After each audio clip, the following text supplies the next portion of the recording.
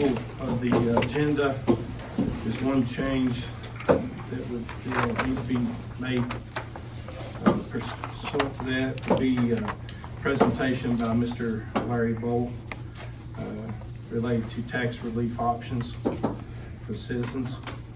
And this presentation would be directly after Ms. Stacy Rives's. At this point, board would entertain a motion to approve the agenda. So moved. We have a second. Second. Okay. All in favor signify by saying aye. Any opposed? Okay. Agenda approved. First thing on our agenda would be the minutes of the March whole business. March 10, 2022 and March 29. I think the March 29 was the budget work session minutes. Okay. We just ask for approval of that. Which one are we doing first? Well, we can do them jointly, what's the issue? Well, they were tabled for a reason, if I remember right, that they had to do with the Maywood School and the funding. And there was in the boss minutes from the March meeting, Ms. Shepley had mentioned, according to the minutes, that the cost of the project, I think, had gone up for $35,000 from when we approved it in February. And then in the budget work session, there was mention, which I was not at, but again, looking at the minutes, that I think there was an additional $55,000 or something. But there was no vote on any two of those amounts. And so I think my concern, and Mr. Ivy made the recommendation that we table it, was to make sure that even though those were in the minutes, mentioned in the minutes, it didn't constitute, approval of the minutes did not constitute authority for spending of the additional money. That was kind of my take on and why we tabled it until now. Does that sound fair? Yes. For accuracy, I think Kenny made the motion, I second. Oh, sorry. But I wasn't at the March meeting, so when we were having our budget meeting, I was not aware of the conversation, so I didn't know. From our February meeting, the board approved vote 4-1 to move forward with phase one at the number that was listed. Correct. I wasn't there in March. That number was changed according to the minutes during the superintendent's time. And then the next work session, it's going up even more. So I want to revisit it for clarity's sake, because there's just, you just have contractors just go up on it and go up on it. And that was talked about in the budget work session, the last one. And there was some confusion. It was my suggestion that Mr. Shepley go back to the contractor who submitted us with the contract that we signed, that they wouldn't sign because it wasn't in the time period, which it had to be to keep that same price. And so I wanted Mr. Shepley to go back to the contractor and negotiate moving forward with phase one for the board approval, which was 1.47. And I haven't heard the results of that meeting yet. So just for clarity, I'd like for everything to reflect what the board agreed to pass. And can we work outside of that number? I think it has to be voted on, but we for sure need an update after you went to the contractor, how that conversation went. And I think that's. So my thought, I'm sorry. Did I? I think, Mr. Shepley, did you have some information? Sure. All right. Well, he's not part of the motion. We're not addressing, Don't we have a motion on the floor? no, sir. There's no Okay. motion before the board. We're just having a discussion right now, okay? I'll wait. Yes, sir. Mr. Fant first.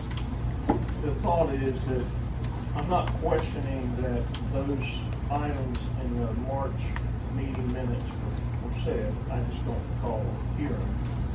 And I wasn't at the budget work session. So I think for the purpose of the minutes, of the approval of the minutes, which is what this whole item is that we could accept the minutes but make a statement that any reference to cost increases or whatever in related to the Baywood project that are mentioned in the minutes does not constitute approval, just because we're approving the minutes of the meeting, if that makes sense. That's my thought about how to move on, because I know we've got the Baywood project update coming up in the budget work session. That's just for the minute issue, for clarity, that was a suggestion on how I might go forward. That's my thought. All right, so for further clarity, the bid that was approved was 1.467. That was the night. For phase one. For phase one, that's stated in the bid packet that we received. The night that you guys, or we, the board, approved that amount, I had been in the office with the administrator and deputy administrator, reviewing audio of our prior meetings, and the same tactic was used in that conversation to say we had already approved it. That, you guys were out here waiting, that's when we come out, that was the same thing you, so to think, for me to think this is an accident or oversight, I don't see that. I think this is twice it's happened, that the minutes were tried, something that was said, and then when the minutes were approved, was tried to be used to verify that we approved monies that we didn't approve. That has my radar antennas up pretty big right now. Mr. Anderson, when was that? That was in I think it was a February meeting when we voted 4-1 to approve. And when was it you reviewed, or you said you reviewed that? It was prior to that meeting, that, like, February 13th? 15 minutes before I came in here and you guys were all sitting. I was in that meeting, I went in there, I was in with the administrator, we were talking, he wasn't sure. Deputy administrator come and got us, took us to his office and said, here it is, you guys have already approved it. And I said, that's not legit. And then we come out here and everybody was waiting to convene the meeting. So I don't think this is an accident. And there's other things in these minutes that are not accurate. When there's discussion, it says further discussion. Some of the discussion is worth noting in the minutes.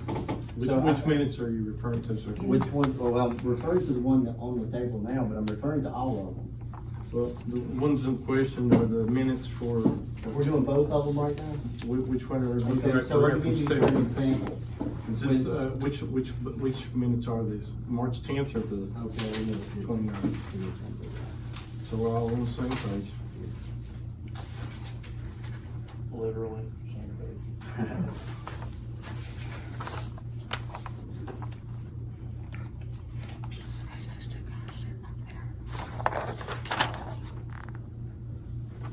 So, the 29th, was that, no, wait, that was the budget meeting. What was the meeting before the 20th? That was a board meeting, Board meeting. March 10th. Okay. Well, I'm referring to the minutes here where we're talking about where it increased, it says here in the Is minutes. this March 10th or 29th? Go to the first page.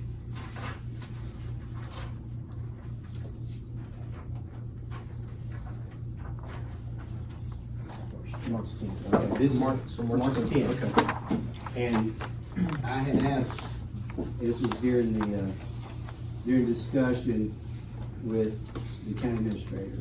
And I said, it's my understanding since we approved the 1.46 that's increased. And he said, and here it says it's to 1.5. He said it's increased 35,000. So that's kind of the big item I think that John had picked up on.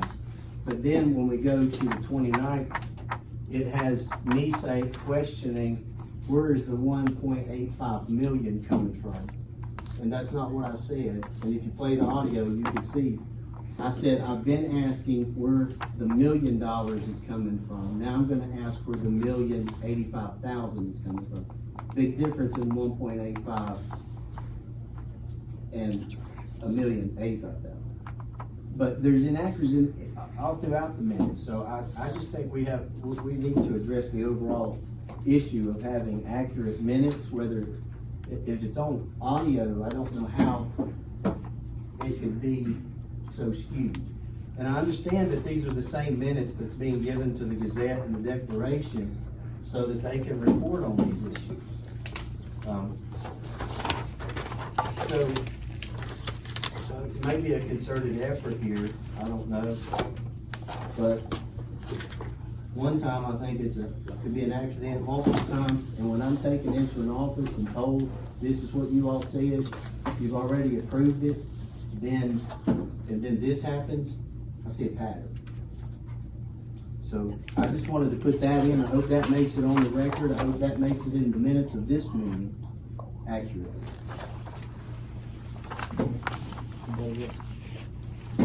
Well, I think just for, granted, we're all humans. I made a couple mistakes today. Hate to admit it, but I did. When I read the minutes, if I see an inaccuracy, I generally call Linda and say, hey, this is what I read the minutes and this is what I think I said. Could you check that? And that's generally how I've tried to assist in fixing some of the errors. In this particular case, I think, whether it's 1.85, I think, that needs to be correct. I don't know what the number was. I wasn't at that particular meeting. But in the case of why these things got tabled, the February meeting, we approved, the phase one. But the next two meetings had numbers in there that potentially could give the impression, once we approve the minutes, that approval had been given for the additional spending on the project. And to me, from a fiscal oversight and, just legal standpoint, I think if we're gonna expend public funds on a project that is kind of outside of the normal budgetary process, then if there's a change, then that should constitute a vote by the board. I think it's appropriate for Mr. Shefley to identify that there's a change, but that change then should result in a vote by the board, either to approve or disapprove. And so, for the purpose of this item, my inclination is to accept the minutes, but with the notation that any indication in increase in spending for the Baywood project does not constitute authority to spend that money. And I'm willing to make that motion if you all agree. That doesn't necessarily fix some of the other errors that may be in the minutes. I think we owe it to Linda and the administration to identify those if there's some other ones in there.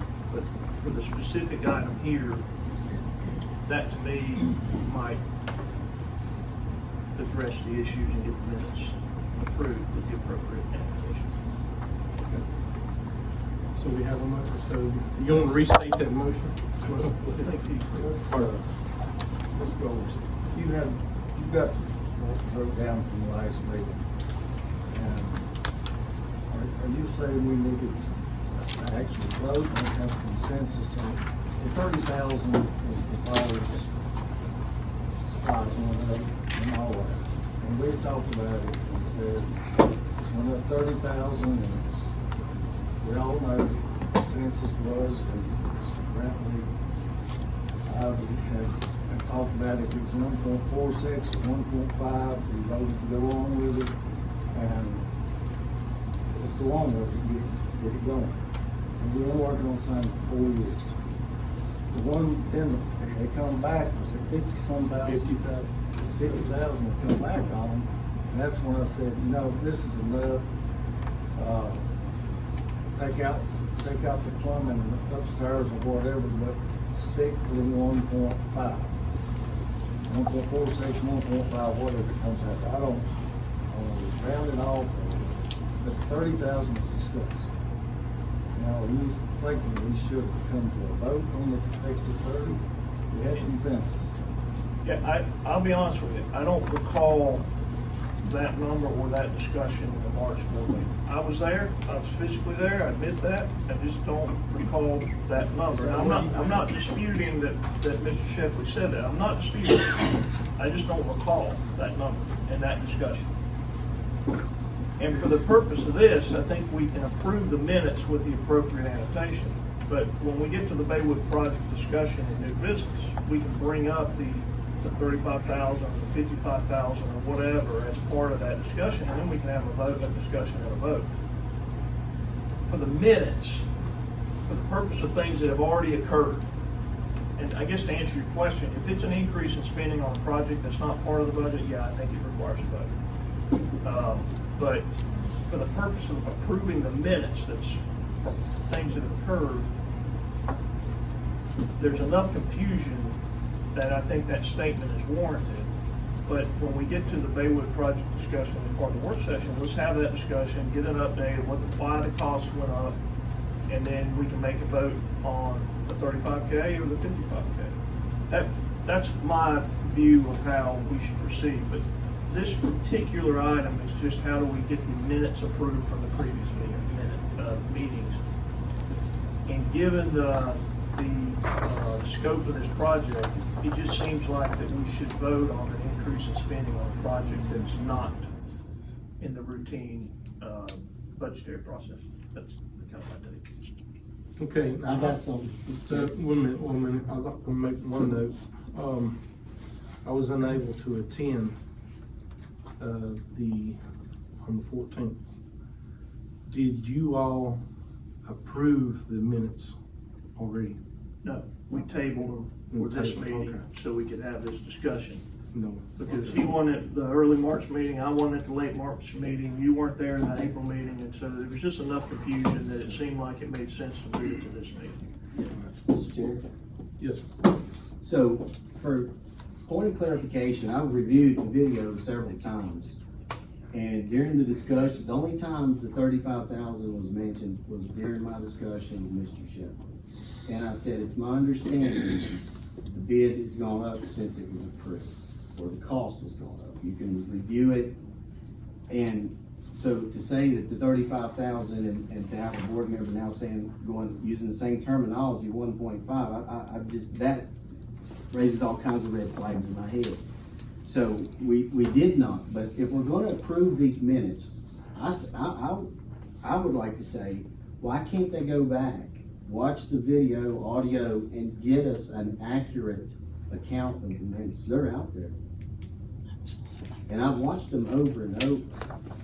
So it still seems like there's some question here about the 35,000. It was only mentioned when I brought it up. There was no discussion after that. According to these minutes, it says increase from 1.46 to 1.5, an increase of 35,000. Supervisor Anderson inquired about who's negotiating the lease. So that if there was discussion, it sure didn't make it in the notes. And then it says, Mr. Shepley noted that the county and the county attorney are negotiating the lease. This is a pretty big deal. And I think there's an effort here. I might say, I think there's an effort here. It's like a cat getting in the litter box and trying to cover up their mess. This 35,000 has already been signed off on. So, and I know you guys had your meeting before we came out here and you were figuring out what you were gonna do and what Zeke said and all that. I was standing there at the door, I heard the conversation. So this stuff is supposed to be done in public, above board. We're not doing our citizens any justice when we try to do these things behind closed doors. Mr. Shepley knew, or he'd come out with the minutes. Can you read that? Yes, sir. So just, using the recording, and writing down what happened verbatim, Mr. Ivy said, this is where I think you need to do your job. Mr. Shepley, this is the budget work session. This is Yep. the 29 March, not the 10 March. Yeah, we're on a different minutes. The We're board on has one asked you project, to, The 10th. is it okay for him to interrupt me, Mr. Chairman? What, what, I think we what both was, interrupted what was the I meeting, interrupted. What was the date of that meeting, Lindsay? I'm sorry.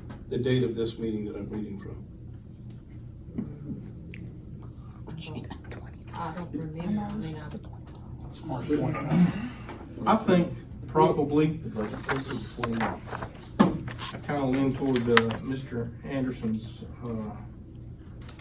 recommendation. I mean, we'll sit here and nobody's sure. I think it would be maybe proper for staff to review the minutes and then provide the board with those minutes prior to our next meeting. And we have our opportunity to review them and then vote on them at that time. And the chair would entertain a motion to table it till that next, meeting. I second that motion. Well, I can't make the motion, so. I thought you said the chair. I said I would entertain it. All right. I cannot. I will make the motion as stated by the chair. Is there a second? I'll say. Okay, is there any discussion? Okay, hearing no discussion, call for a vote. All in favor signify by Can saying we get a roll aye. call vote, Mr. Chair? Mr. Anderson, Yes. Mr. Fan, Aye. Mr. Ivy, Aye. Mr. Bell, and also aye. Okay, And if I vote nay, I'm gonna get a reason for it. Now, yes, sir. if you're going to, degrade our integrity, Mr. Shepley, or me, or anybody else here, then you're in for a long 4 years. Well, you got 2 years, and let me tell you, you degraded your. Listen, integrity. we want, if you wanna have discussion after this Well, meeting, somebody's gonna point at me in a meeting Exactly. and Well, challenge me. both You ways. need to call him down. Well, I'm calling you down right now. And right now, we're moving on to the next item, and if you wanna discuss it with Mr. Belton, the next time. The motion had already been completed, there's no more discussion, so to allow him to discuss was out of order. Okay. Let's, I'll discuss it with you also myself. when we get done. We can discuss it right now, I'm not a child, I can. Listen, what I was discussing, I was kinda getting an update since I wasn't at the last meeting. So, nothing going on behind closed doors, anything appropriate. Okay, next we'll move on to the redistricting option. Stacy Rivers. Where do I need to be? This is a little different format and I don't want to block video. It is for us. There you go. Really? I can't get back there. You can come into the corral. Is it safe in the corral? As long as somebody will come get me out if I get in trouble. They'll be there. You can call the Pull Coliseum. you a chair and you can sit down. Really? I'll get your files. I'll just scoot the whole thing. How's that? He's afraid I'll dump it in the floor. I don't want to get in everybody's way while they're trying to watch. So I can, in the hot seat now. I'll just let them go. It's no complication. Okay, so this is an update on redistricting, re-precincting, what we have been talking about before for a while now. And I'm kind of going from that March 10th, where we were at that point, and moving from there, okay? And I've got two of my board members that are here, so if I forget something or misspeak, you guys hop in and correct me, okay? First thing, I sent an email to Mr. Shipley and Mr. Smith, and I think Mr. Shipley probably forwarded that on to you guys, just with an overview of where we were, recruitment efforts for officers of election, because that was a big issue when we were talking about the redistricting and re-precincting. So I just want to kind of highlight some of those things.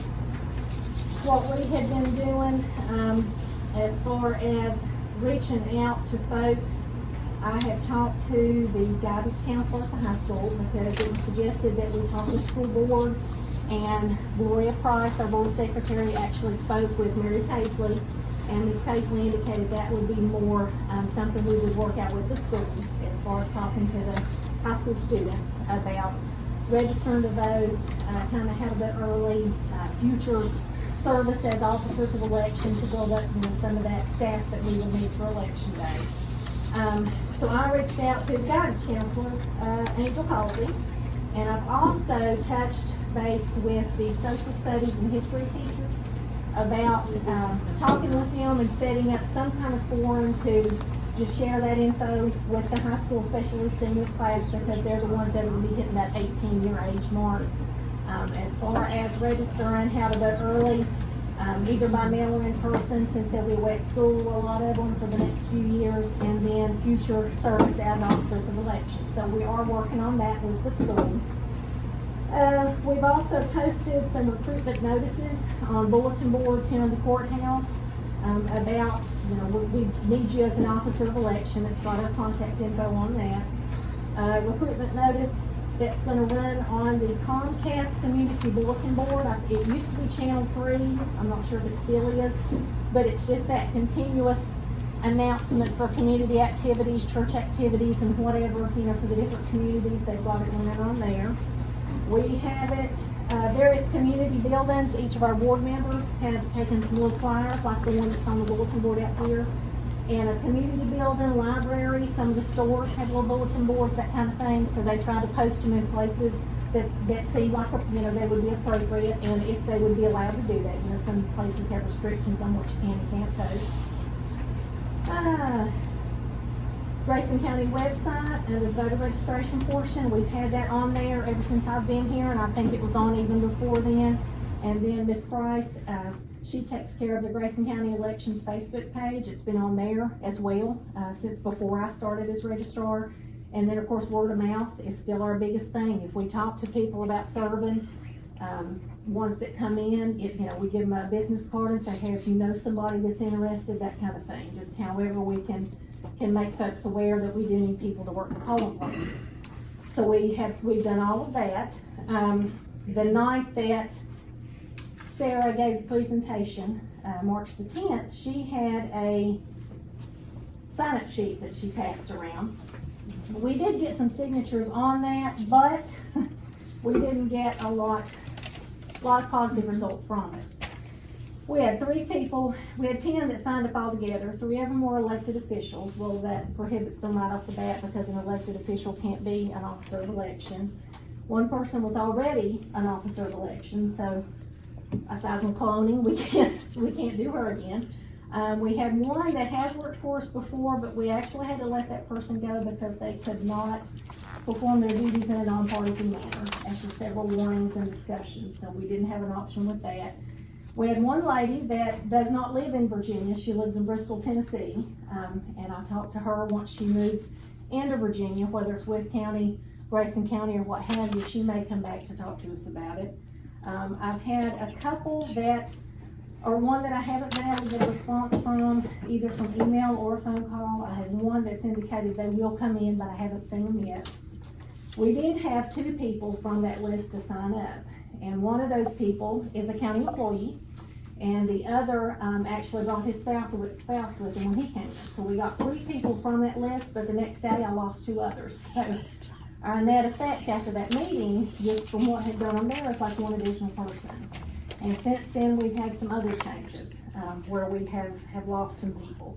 I've had a couple of folks that had indicated they weren't gonna work the June primary, which we have since found out we're not gonna be having. But we are getting responses from folks that say, I just need to take a break.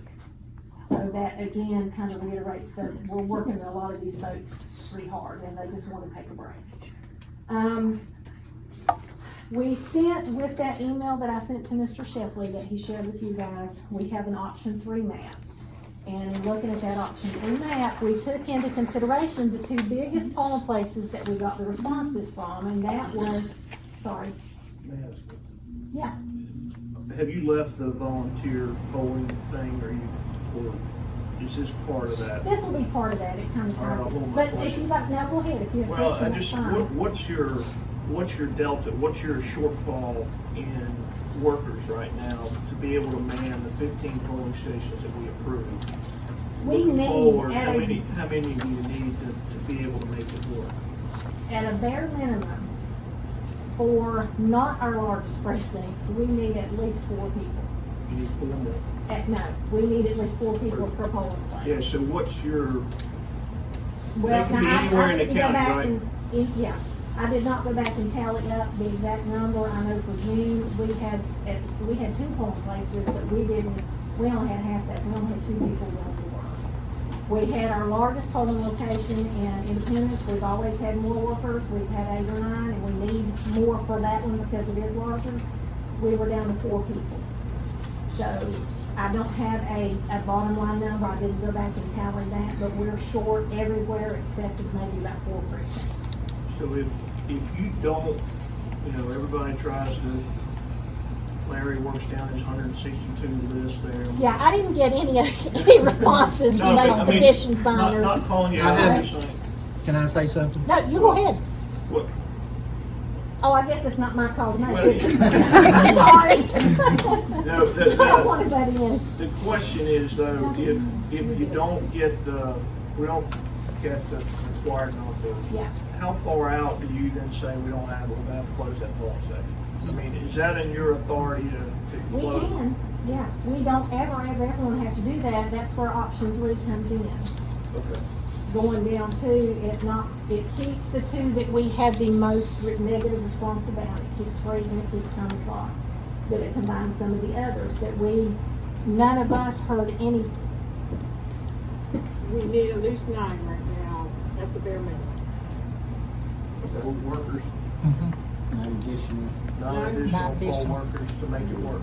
Well, that would be for June, looking at 4. For November, we actually need more than that for polling place. Because we have more curbside voters, more turnout in general, so the 4 bare minimum that works for a primary, we need more than that for a November election. Just a comment, and I'll be quiet. If we could get that number so we could help publicize that, so we understand the scope of the problem, kind of in a precise way, we might be able to help a little more, but I think it would be helpful for us to know, to be able to articulate how big the problem is. Okay, I can go back and look that up. Can I make a suggestion? I've got 3 names here, 2 of them may for sure pan out of volunteers. I meant to get that to you 2 days ago. I talked to Mr. Sturgill, who served on your board for forever, and he indicated that there'd never been an issue with recruitment. So I would suggest you recruit Mr. Sturgill to help you with recruitment. He's done that before, and I don't mean to say anything against Mr. Sturgill, but when he recruits folks, he says there's nothing to it, and that's not accurate. And we have had some issues with some of the folks that come on thinking, well, I was told there's nothing to this. Well, some of the issues that I've heard, and this, I'm just being frank with you, just laying it out there, is that some of the ladies that they have, and they said ladies, and I've heard this from several folks, that they had to deal with were a little condescending. And I know folks at the last meeting when we voted not to change any precincts, I think some folks, when it was handed out, the applications and some of the comments that were made during that time, I think some folks took offense to it. I heard quite a bit of feedback on that. Because we were taking applications and asking It people wasn't there. because you were taking them, it was how it was presented to the people. As if Oh, you all because are we here, you hadn't don't heard want, anything like you don't want that. us to close the polls. Well, here, I've got something for you to fill out. It was kind of condescending. I agree. I thought it was myself. That I'm we're just throwing asking that for out. folks to help. I'm just throwing that out. No, it's how you ask. In I that meeting, don't you see wasn't anything here. wrong with asking for folks to sign. I don't it either, instead of their but voting there's a on it. way you can ask, and then there's a way you can ask. And I'm just sharing that with you, just so you're having the feedback. Okay, well, I've got you if some we names, don't and I'll continue to work. if we don't have the folks to work the polls, we can't open them, I mean, that's the bottom line. We're doing word of mouth, we're doing online, we're doing, I will continue to try to help you, yes. This And is we need maybe to a know. side note, we'll let you go ahead and continue That's your fine. presentation. that's fine. I lost my train of thought now. He's And about to I get don't into mean, the that's op. fine, and I don't mean that, but a lot of these things that I guess come out, we're not hearing any of this until we, come in here. So, I don't know how else to do it, but to say, hey, we're hurting and we need help. So you're here standing in front of me, are you somebody that would be willing to do that? I personally don't see how anybody could have been offended by that, but everybody perceives things differently. So if it was presented in a condescending manner, that was not the intent. The intent is, we're in trouble and our elections are in trouble if we can't remedy, the problem that we're having. That's where the option 3 map comes into play. We kept open the ones that we heard about. The ones that we are looking at combining, the option 3 goes from 15 to 10. Nobody has a lengthy drive. We did take into that into consideration for Combers Rock, so you don't have that lengthy drive anymore. Combers Rock would stay open, Flatbridge would combine with it. If you've looked at that map, you kind of have an idea what our intent, what combinations were there. But we need, like, by middle of August to know where we're at and what we're doing, because if we're gonna have to go ahead with the option 3, like right now, we don't see any other options, because even with all of the attention that got, we're no better off than we were before that March 10th, where that was voted on. As far as our numbers of people overall, we're not, hey, we've got 20 more people or 10, we've got maybe 1 or 2. And we're not hearing anything from anybody, even utilizing all of the sources that we are to try to get folks to step up and step in. Could we let you go ahead on this and present your option, and then if the board maybe has. Now, do you is that have the okay, or option is 3 it- map that was sent? Okay. I have some more copies Okay. if you want So, copies. do you need to speak to any more of that, or just want us to look at it? That's something, you go ahead, Gloria. You mentioned the incentive, the pay incentive or something? Yeah, so I think somebody else, it might have been Ms. Anderson, that brought up the pay incentives, we had talked about that. We've looked at and got some information, what other registrars, what other counties around the state are paying, and we are right smack in the middle. We're not way high, we're not way low, we're right in the middle. One thing that we had talked about is, as far as the pay incentive, we pay them for election day. When they come to training, we pay them mileage, so we had talked about maybe offering an additional $25 plus mileage for the training session. So upping that pay a little bit that way, because that had been brought up before, so that's something, if that's something you all are good with, we're certainly good with doing something like that, but just for your information, we're not way below everybody and we're not way above everybody, we're just right smack literally in the middle on what we pay. Do we have a copy of this option that can be posted, a digital copy? I don't know, I know I Okay. emailed it, but I don't know that was ever shared because we hadn't talked about doing it. Just gave So, it. I don't think I even have a copy of it. Okay, well, I know we're looking at it. Could you maybe explain what you've actually done? You said you've done the reduction from 15 down to 10. And if that was to happen, what would that entail? Okay.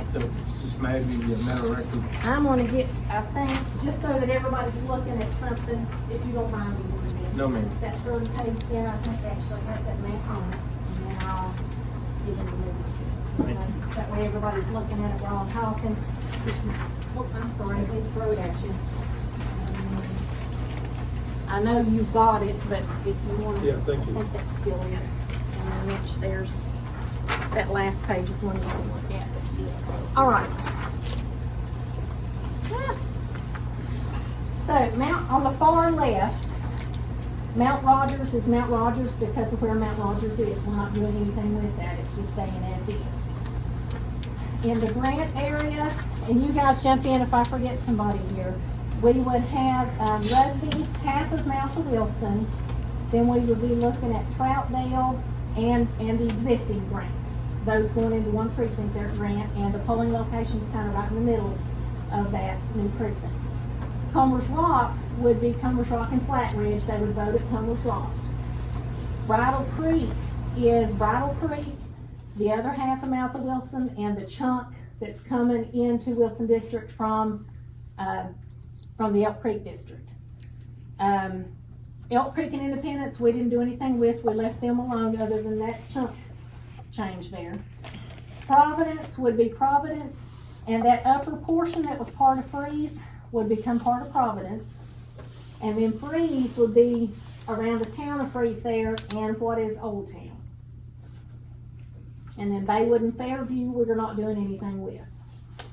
We had to look at Freeze because Freeze, the way our rules are written up, you can't have a landmass separating a polling place or a precinct.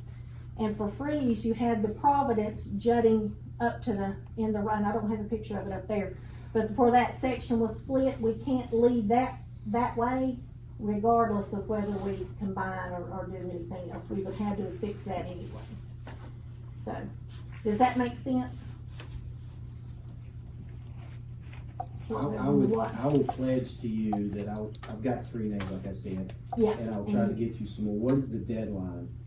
And if each board member up here would try to recruit 3 people, I think we could get close to your number. Well, as soon as possible is always good. That way we know what we're working with going into early voting in a November election. Right, I know as soon as possible is But important, like but I what's the said- last day, last minute that you could add somebody, get them trained, or whatever it is needs to be done? Okay, and you all correct me here if I'm wrong. We would like to know whether we can do this or not by mid-August, whether we have the numbers or not, because if we go into November, go into early voting, not knowing if we've got enough people, I don't wanna deal with November saying, hey, this polling place can't open because we don't have officers of election. Does that give us time to send out the notice? Yeah, what we're looking at with any changes too, and we've said something to this effect before, we still have to get all the redistricting information updated. We don't have that certificate of no objection from the state attorney general's office yet, that I'm aware of anyway. So that notice has to go out to everybody in the county because their Senate and their House districts did change. If we're going to make a change, we would still like to be able to do everything at one time. That way, these voters are getting one notice and there's no confusion for them. As opposed to getting a notice and a couple months later getting another notice. Does that make sense? We just. And when does that notice go out, that you're out We working? can't plug that in until after we get that certificate of no objection from the Attorney General's office, and they had up to 60 days from the time it was approved at the last, Board of Supervisors meeting. So it may be a day before.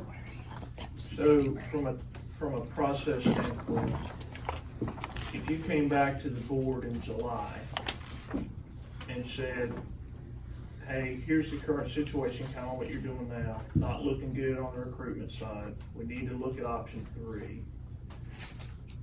That would give us then August, because our meeting will be early August before the middle of August. That would give us the opportunity, I guess we have to do a public hearing like we Yeah, did, you're right? looking at your So 60-day time. do a public hearing in August and then make a decision to either stay with the current option or go to option 3. With that timeline, hopefully we don't have to do that, but would that timeline work from a process standpoint?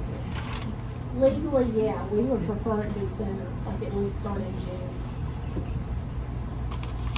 Because like I said, we'll start early voting September 23rd. Which is folks down in the office, we would like to know who we've got to work with for November before that ever starts. So then, Mr. Chairman, then, I don't know if we need to vote on this. Mr. Ivy, I think, Oh, I'm sorry. more discussion. First off, I know you've got a difficult task. It's a lot of Often we fun. come back 2 times in a It's row okay. saying you need some help. But the feedback that we're getting from our constituents is don't limit any of the programs. So, you got a problem, we need to solve it the best we can.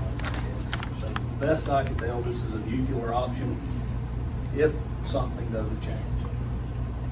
Would it be possible for you to give each of us in our district, how many people are needed at each polling place? And let us help somehow try to Pull people out to do try to that. pull those. And as we go out to community events, and also our political parties can help with that. I know at last Republican meeting, there was some discussion on this, and there was also some folks in the crowd who showed an interest. Okay, So I really don't want to have to go back and have to say we're going to close any voting precincts. And if you could provide each of us Okay. how many are needed at each precinct and let us help. okay. I'm certainly willing to do that. Yeah, I can do that.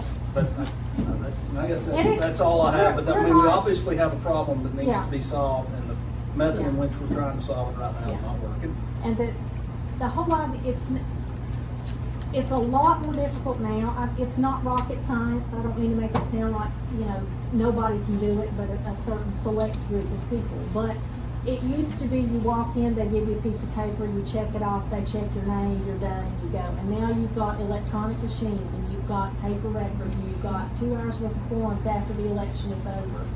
And all of these specific legal requirements on how to do this and how to do that, and it's not always just a common sense approach. So it's got to be somebody that can read instructions, interpret them, follow the directions, understand that if it doesn't make sense, they don't just do whatever they call and shit, I that kind understand of you thing. need something So, other than yeah, just. just qualified individuals. Yeah. So, to make it simple, so Mhm. the easier it is, the harder it is to mess it up. Exactly. Give each of us every precinct and how I can do many is needed at each. I can do that. That would be very helpful. Okay, that's fine. I can get that to you this week. I can get back and pull some things up. The board, the chairman, I have a word here. I think,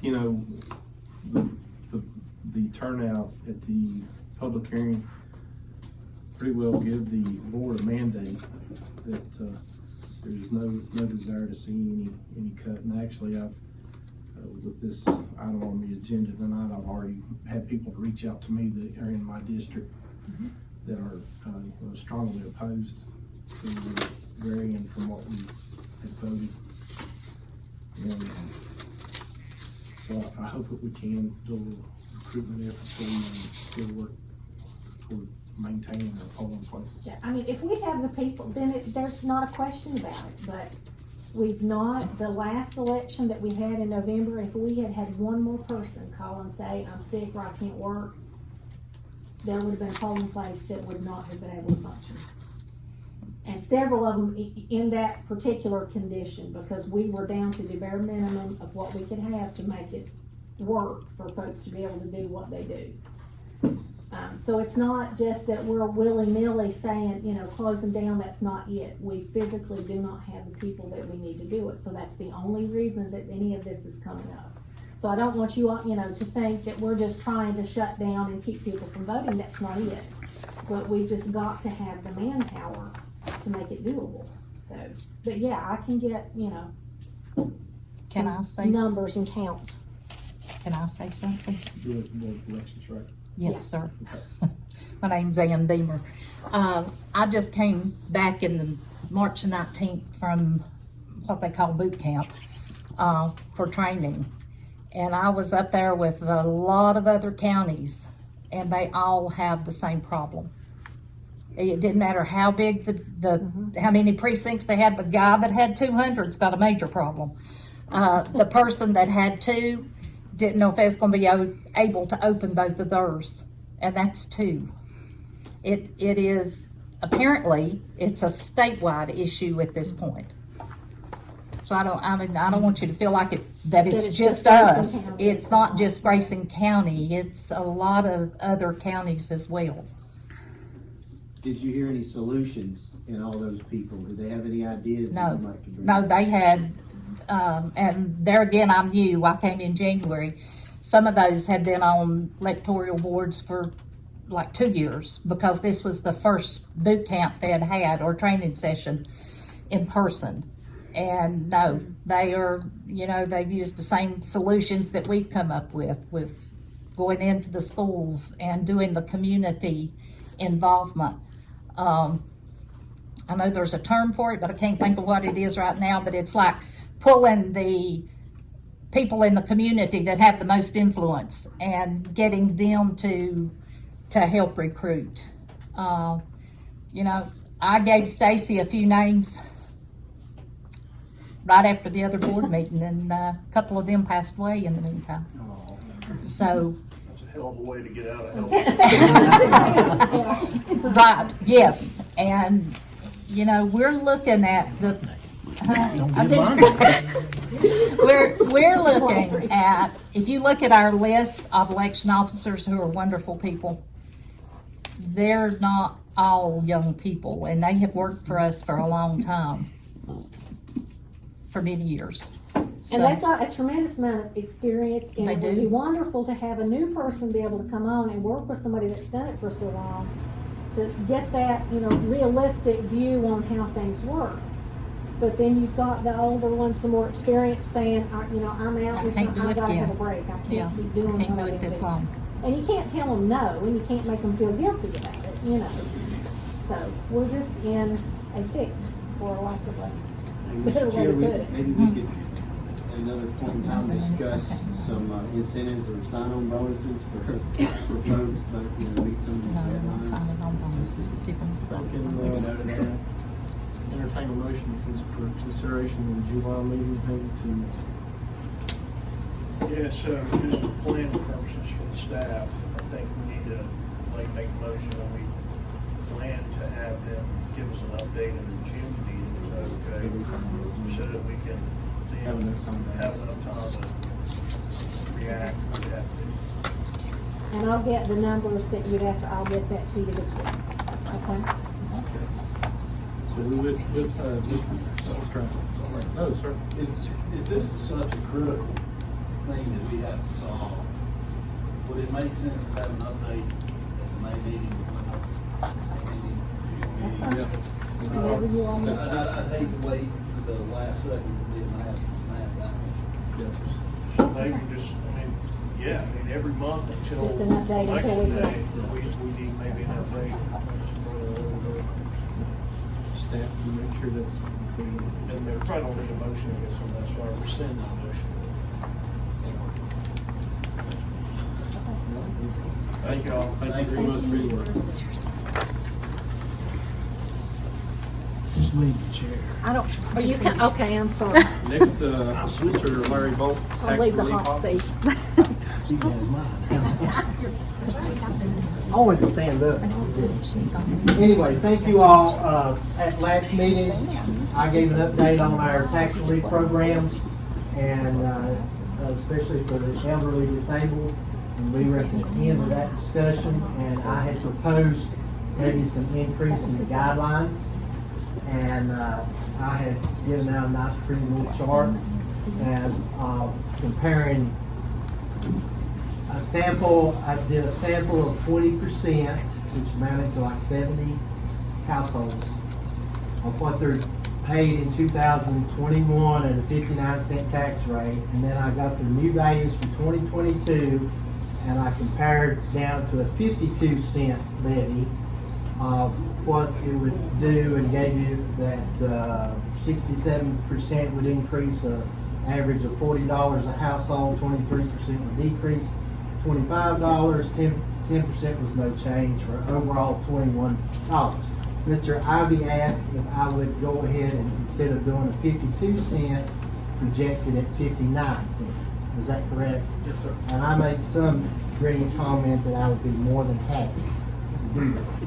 So here is my conclusion, and I will pass this out to you.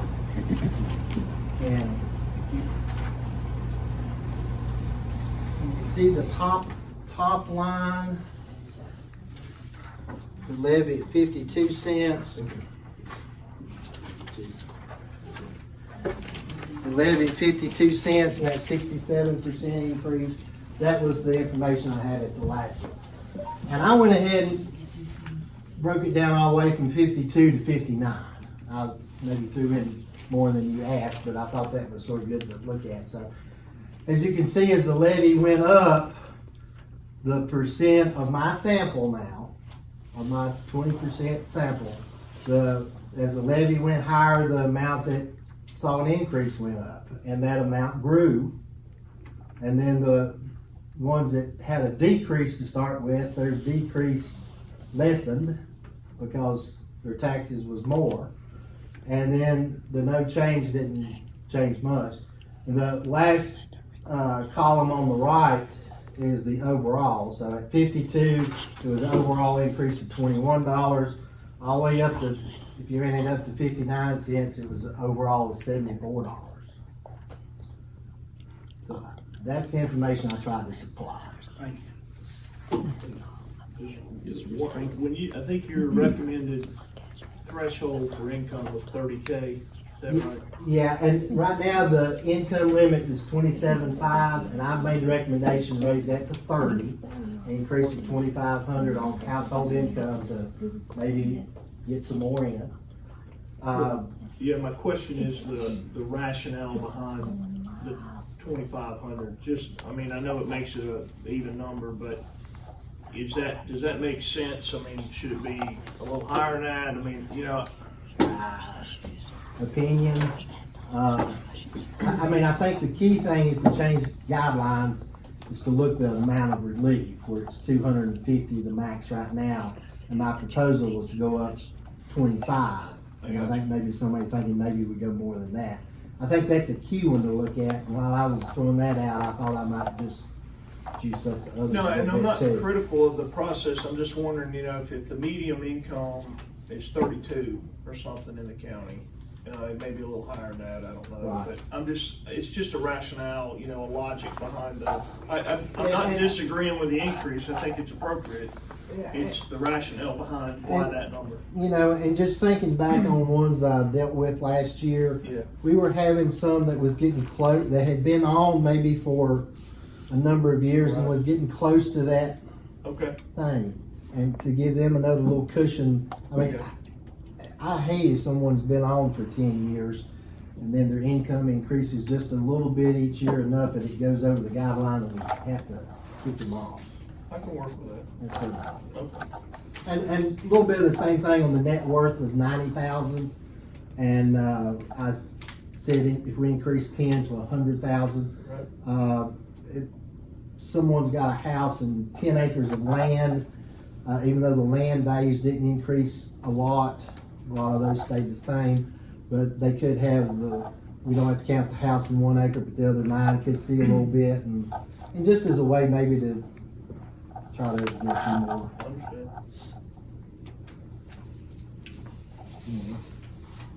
So we talked about disabled veterans, that's mandated. Right, When we talked about the other here, the elderly or disabled. Mhm. that is not mandated, that's at the discretion of this board, is that correct? The state says that counties can do that. Grayson County decided so many years ago to provide this.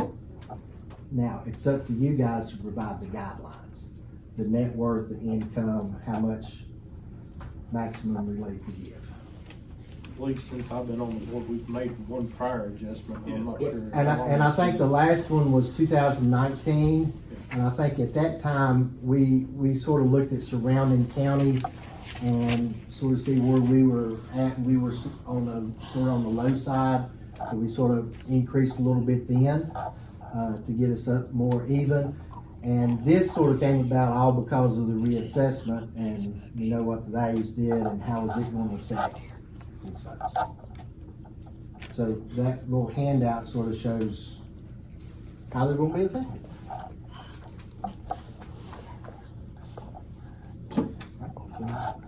Thank you. While I'm here, could I give out another piece of information related to tax levies? I know there's a lot of discussion what the levy's gonna end up being, okay? I thought it might be good, and I did this 6 years ago. I gave out some scenarios.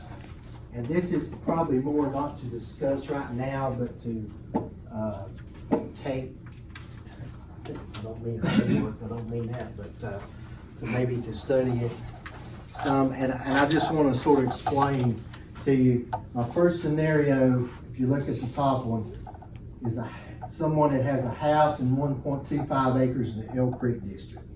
You see the 2021 value was 172,000. The 2021 taxes at 59 cents was $1,015. That particular place increased from 172 to 230, 200. And then I listed out the levies. If the levy was at 52 cents and 1197 compared to 1115, and then taking it all the way up to 59. I just listed different scenarios there to sort of see the effect. From the upper half is houses, small acreage, a couple in independents, a couple in frees, a couple mobile homes. The bottom half is more vacant land. There's a couple there with older homes on them with very little value. But you can, and you can see where a lot of the land did not change. And, you know, if you go down 1, 2, 3, 4, 5, 6 on the down on the bottom section says old house plus 81 acres in the Providence district was at 264, 100, and it went to 267, so it increased just a little bit. But you can see, you know, the majority of that's acreage. And you see what the levy does to that all the way out through there. See, if it was to 52, that would be a decrease. But if it gets, and the bold was sort of where the break point was, where you went over what you paid in 2021, and you see a lot of the land, it goes all the way out to 59 cents. A lot of the houses is in the first column. I sort of did that 6 years ago, and I think maybe it helped a little bit, just some real life, and these are real life people. May even be some folks in this room included on there, but with no names, of course. But to see what their situation was, just thought it might be good. Yeah, thank you. Yeah, thank you. And if any questions anytime, you know where I'm at. Thanks, Larry. Next, we, Doing agenda, this to her. Mr. Andy Fowler. Teachers pay less. Step up. VDOT. I'm Andy Fowler. Had a chance to meet the residency administrator, Whitfield Residency, and James Swartz, he's the assistant. And just to help us through this work session here, I have a couple of documents I'd like to pass out. And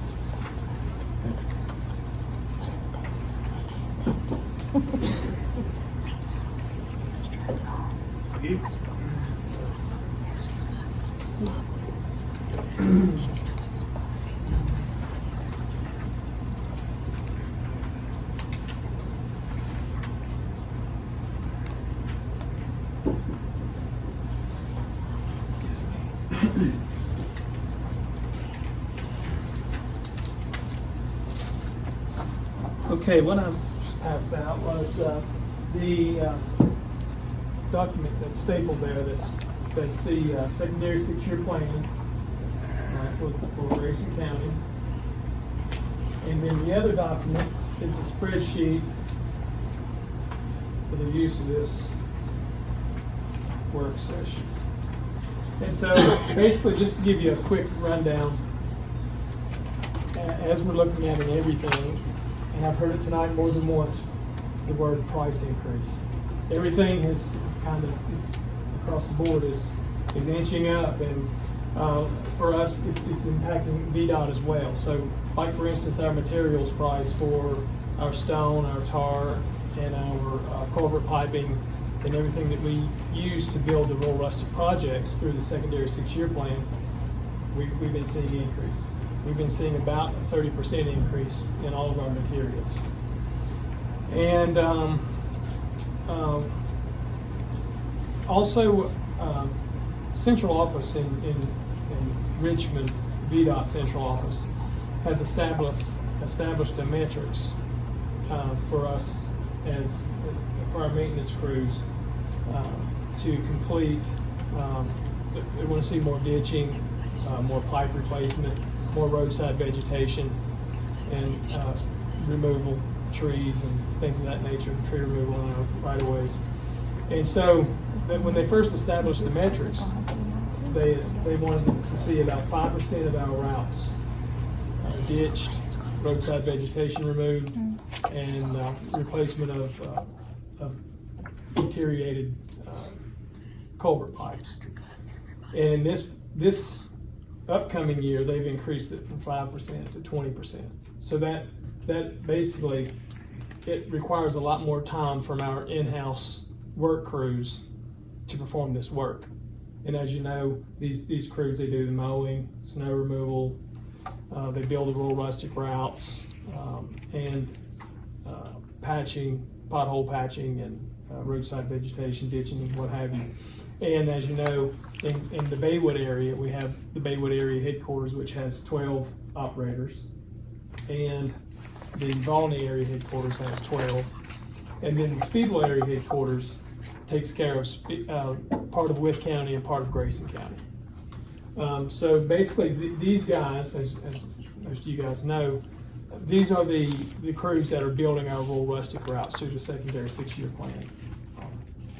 And so with this metrics in place, it's going to require more time and equipment for our in-house crews are going to have to put more time into this metrics to meet these goals. So with that said, we're going to have to rely more so on our hired equipment contractor. We have a contract that we let every couple of years, and it has renewals. But as of now, we have Elk Knob has the contract, and they do a lot of our supplemental work that our crews can't get to. So, and this is a long story, but I'm going to come back around to the 6-year plan here. But basically, what we're going to have to do because of this metrics and this increase in responsibility of our maintenance crews, it's going to pull them away from the rural rustic builds a little more so than they have been in the past. Because basically, 100% of our rural rustic routes have been built by our in-house crews. But we're going to have to rely on hired equipment to help supplement our crews having to do more on the maintenance side, and basically. It costs a little more to use the hired equipment contractors than it does for us to do it in-house, because we're able to do it much cheaper in-house. So with that said, let's look at that spreadsheet that I gave you, the single sheet. And what I've done with this spreadsheet is basically I've just consolidated the other document I gave you, which is the 6-year plan. And I've listed on the left row there, you'll see the route name and number. These are all the routes that are currently on the 6-year plan. They've been approved, and we're working through this plan. And I put them in chronological order as they are on the 6-year plan. And then I put the length of each route that we're going to build through the rural rustic program there in the second row. The third row is the current pricing that is listed for each route on our 6-year plan. And that pricing basically has been priced over the years as they've been added to the 6-year plan at if you'll see there on the top on the header there, 200,000 to 220,000. In the early years, these projects were added to the plan at 200,000 per mile. That's how much our in-house crews can get these routes built for. And then as time went by, I think it was about 3 years ago, maybe 3 to 4 years ago, we had to increase to 220,000 per mile to cover the in-house labor to take care of these builds. The third row where it says there at the top, updated estimated cost. This row, I've gone in, and basically what we're having to do to meet this 30% increase we're seeing in materials and to cover the increased cost of using hired equipment contracts to perform a lot of this rural rustic build work, we had to increase the pricing to make sure we covered these projects to 275,000 per mile. So it went from 220 to 275 per mile. And what we're doing with this increase is we're ensuring that the 6-year plan stays a 6-year plan. Because what would happen is, basically, if we don't increase with the cost, then basically what would end up happening is we would start going over on projects. So basically, if you go over 40,000 here and 30,000 there, it just keeps adding up. And so what we're doing is, to make sure we're covered on all of our projects, we had to increase to $275 per mile. And so with that said, that increased the allocation for the 6-year plan by $1,249,011. So this year's allocation that's been given to Grayson County, this is the draft allocation, is $1,061,394. So what I'm proposing to cover the updated cost, and to make sure that we ensure that the 6-year plan remains a 6-year plan. And what I mean by that is, we have the allocations, we have the funding in place to get every road that's on this plan completed within 6 years. To do so, what I'm proposing is that we apply this year's allocations of $1,061,394 to update all the projects that are currently on the 6-year plan, to update the pricing so that we can keep it a 6-year plan. That way, no project falls to the wayside. Everything still stays, it stays on schedule to complete these routes within the 6 years. And so this comes short about $187,000. That's completely funding all the projects that are currently on the plan. But what I'm anticipating and hoping, obviously, that this inflation, these inflated costs that we're experiencing, at some point, hopefully over the next 6 years, we're going to start to see those level off and hopefully come back down. And with that said, we anticipate at this $275 per mile that we've updated the cost to, we'll be able to get the projects done for that amount or less. So what our goal is to, we'd much rather come in under on the projects. I'd rather come in under 20,000 than go over 20,000. So every project that we come under over the next few years, and especially if the pricing starts to come back down, we start to really see a significant gain by coming in under on projects over the next 3 to 4 years. That money is not lost. It stays in the plan, and then it's reprogrammed and reallocated on the backside to continue adding routes. So obviously, I come with bad news that we need to upgrade our prices to meet today's cost.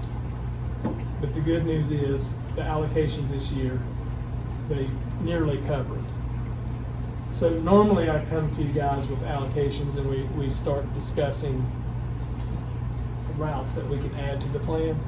So basically, with the price increases, to make sure we cover and keep it a 6-year plan, this year we don't have allocations to add routes to the plan. That will come next year.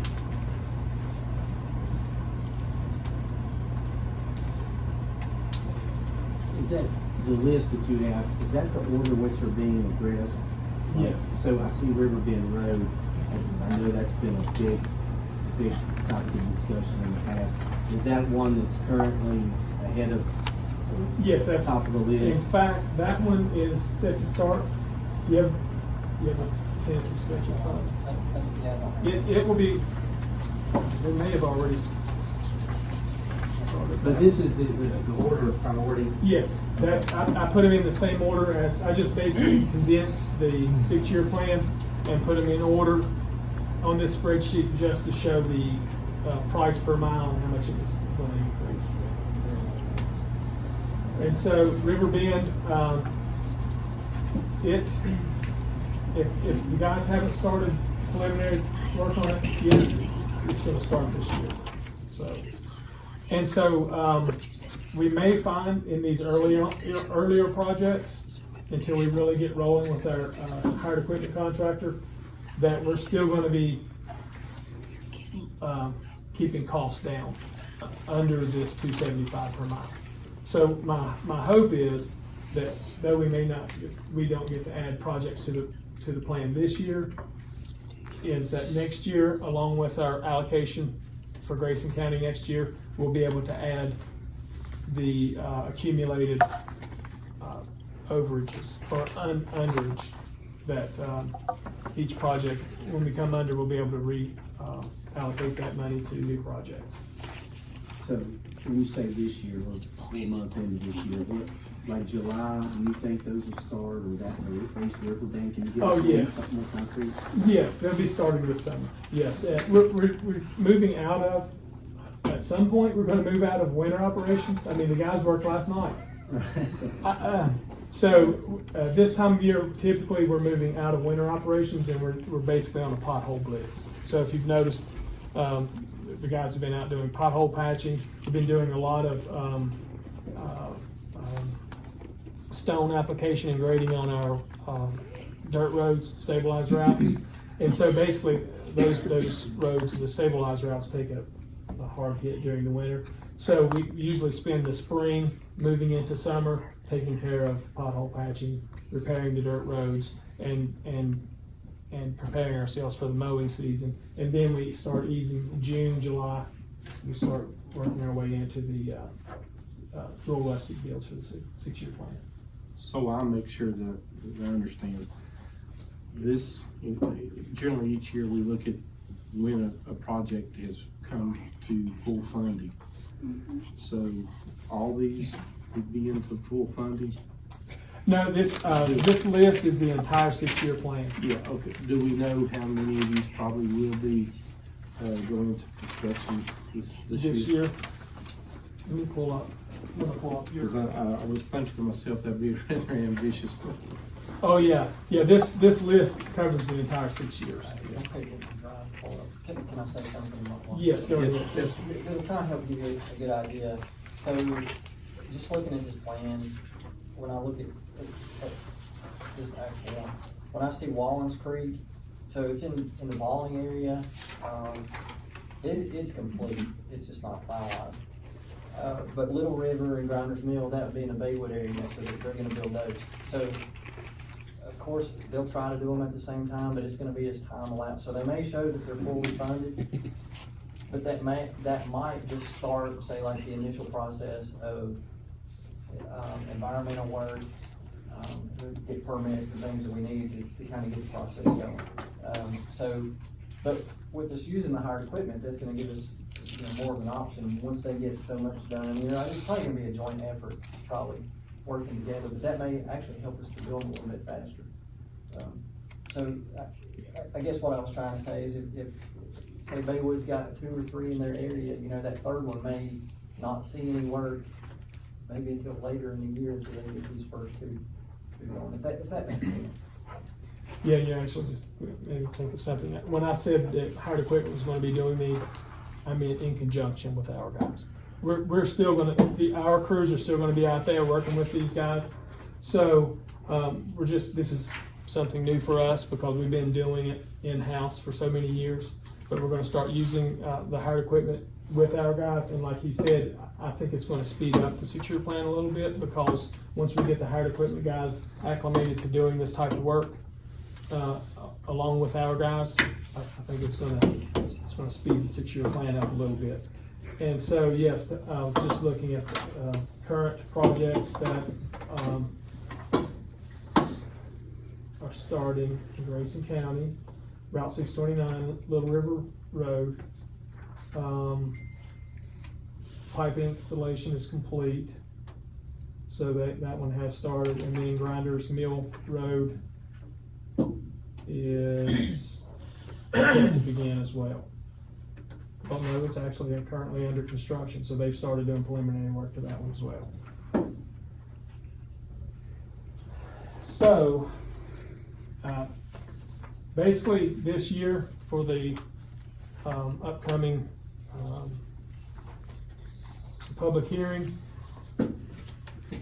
basically we're not gonna be able to add any routes to the 6-year plan this year.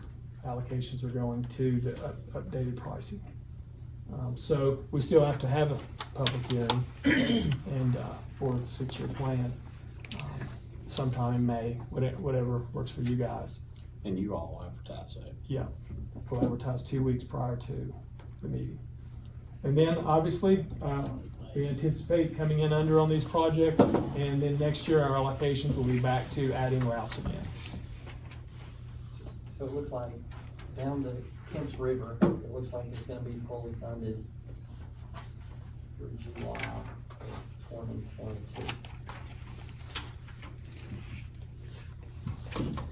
So the first 7 routes have become fully funded, so they're all set to be starting.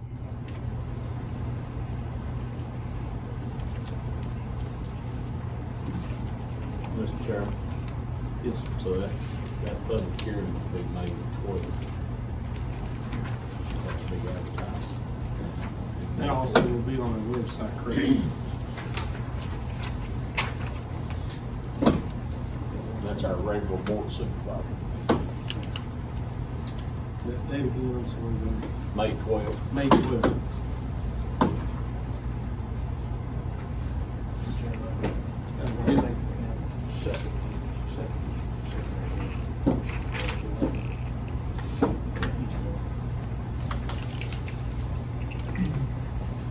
I'll open it up now, unless you have any questions about the 6-year plan.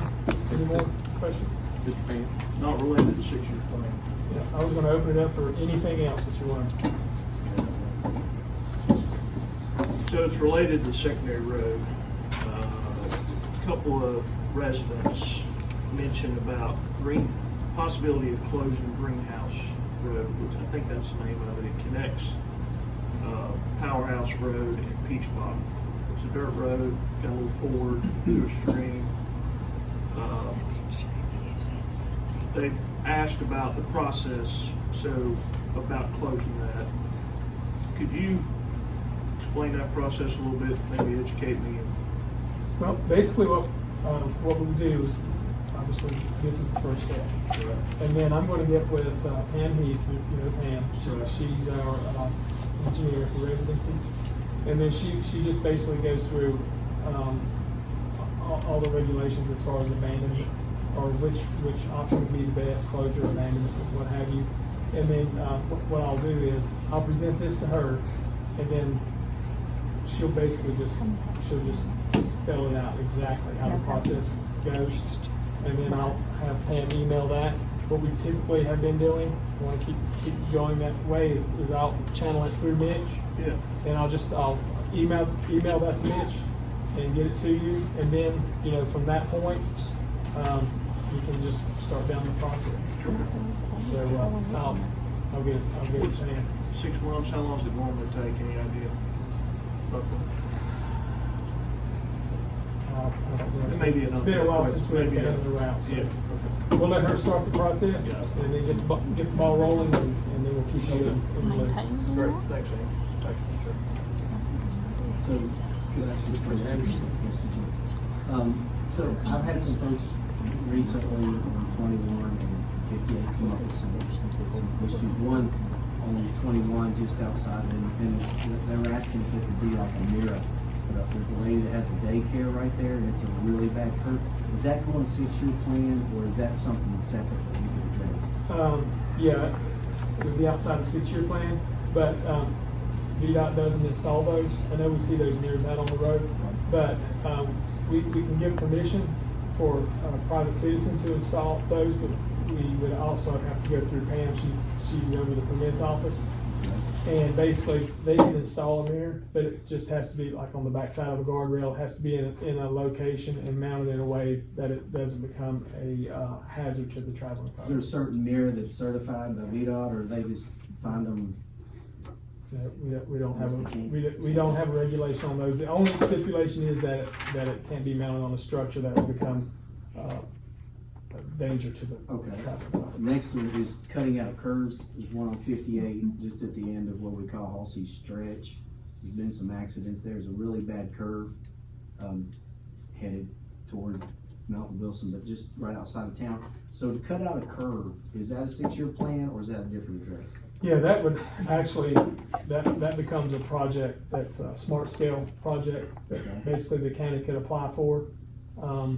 And that, again, should have brought Pam with me. She's over the smart scale as well. So I can get information as to how to apply for smart scale projects. Basically, it's a project that has, like, counties compete across the whole state. They submit their recommendation, and basically they compete with other counties to get the funding. So it becomes a priority from the Mr. Chairman. state level. Supervisor Anderson, Jada Black is actually our smart scale project manager. And so you could work through her to add that. Yeah, Jada, she works with Pam all the time on stuff like this. So. Would that be the same for guardrails if you needed like you got some No, embankments? Or, that's something else. If you have guardrail issues. what would would that be a 6-year plan or? No, we just do that through our regular maintenance, and we also, the county has an allocation separate from the 6-year plan and separate from our maintenance budget that we receive each year for county, it's county safety funding. Okay. And we try to address guardrail issues, because obviously that's a safety issue, and we try to address those with that county safety money. So if you have some locations you'd like to mention? Yes, I do. Guardrail? Klondike Road. It's probably off of 58, probably a mile and a half out, mile and a quarter, or something like that. So it's an embankment, it goes straight down forever. And deer cross right on both sides of that curve pretty frequently, so you never know which side they're gonna be on, and there's no room for error, and there's a lot of young people that travel that road. And the others I would have to write down and get the names of. Okay, and there again, if you would, just get a list to Mitch, and he'll shoot me an email, and we'll go review the areas and measure them up for guardrail. Thank you, I appreciate it. That's all I have, Mr. Chair. Anyone else? Chair, I'd like to thank Ms. Heath for her assistance on the issue I had in my district. She's very helpful. It may not have been the answer that the residents were wanting, but she was very helpful in explaining the situation.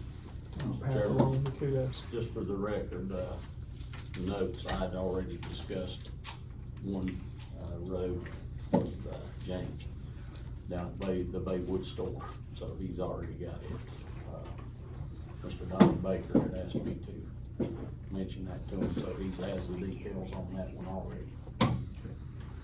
And just so you guys know, just anytime you have an issue, don't have to present it to the board or whatever, just shoot it to Mitch, and he does a good job of getting it to me, and then we get right on it. So we're here to help you guys take care of the routes in your county. So. Thanks. Thank you, sir. Thanks for what y'all do. Thanks. Thank you all. We've been at about an hour and a half. At this point, I'm gonna call a brief recess, about 5 minutes. Reconvene shortly, continuing with our meeting. The live stream of our meetings was initiated COVID, at the onset of meetings. And that is something that I would like to make sure that, we do continue that. It has been general policy, or not policy, but, in the past, we have not broadcast work sessions. And the work session tonight is not live streamed, for clarification. And there was some question about a Zoom link for the meeting. That Zoom link was made as part of an accommodation for a presenter, which related to the redistricting option. It's one of the persons that was on the Board of Elections. Should there be any questions that this member would need to answer regarding, that the board might have questions. And that accommodation was for a medical purpose, for the reason that this individual could not be here. So that was the reason for the Zoom link. If in the future, there's not a lot of good things that come out of COVID, but maybe the live streaming of the meetings, which I think is a great thing for people to actively view and participate and gain information about their local government. But in some future meeting, it may be the board's pleasure to go ahead and agree to or decide to live stream work sessions. At this time, it's not been a norm for us to do that. So, in speaking to that, go ahead and talk, discussion regarding the Baywood project discussion. Before we do that, Mr. Chair, I would point out that we did live stream our budget work session at the school board. Yeah, okay. I just want to remind you in case you forgot. But like I said, if it's the board's pleasure at any opportunity, some meeting in the future that we decide, that's our wish. Of course, there's no state mandate that the meetings be broadcast. But as I said, we try to do that to allow people to have an opportunity to be made aware of what was going on. Okay, we'll go ahead to the Baywood project discussion. Staff? Mr. Chairman, I want to say before we start that I'm honored to serve the people of Grayson County, take that very seriously. And I am a person of the highest integrity, and I've always been known for that, and it's never been questioned before. As instructed by the board, I went back to the contractor and said, no more increases. 1.5 million is the cutoff point. You need to give me what you can give me for 1.5 million. We're not gonna pay 1 cent more than that. So they took a couple days, they came back to us. They gave us a sheet of things that they said they would have to reduce in order to get it down to 1.5 million. We reviewed those with Yancey, our engineer, and felt that those changes were minor and that would not affect the project. And we felt comfortable with with how we had gotten into that 1.5. I contacted the chairman and said, I think we have a successful negotiation to get it down to 1.5, and so we don't delay any further and have prices go up even higher like as had happened before. I called the chairman and said, I'm gonna go ahead and sign the contract. That's how we got to the point that we're at right now. Certainly, I completely hear what Supervisor Fant said about process and clarification of process. I think there's that's a very valid point. That was the way I understood the board to be directing me. I took actions based on what I believed the board was telling me to do, not for any sort of trying to get around the corners or do anything in any way other than do what I thought I was instructed to do. And so we've successfully negotiated a $1.5 million contract. We have the healthcare component is from Tri-Area Community Health. It's very solid.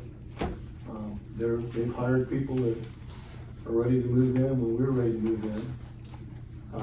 Rooftop has agreed to work with us on to do part of their childcare services in the building. They'll have to temporarily do them in the gym and until we get their area ready to go.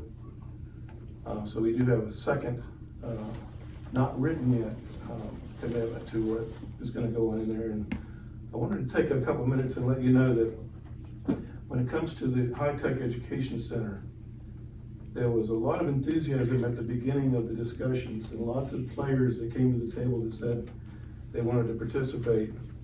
Some of those players disappeared just a few months after we got started.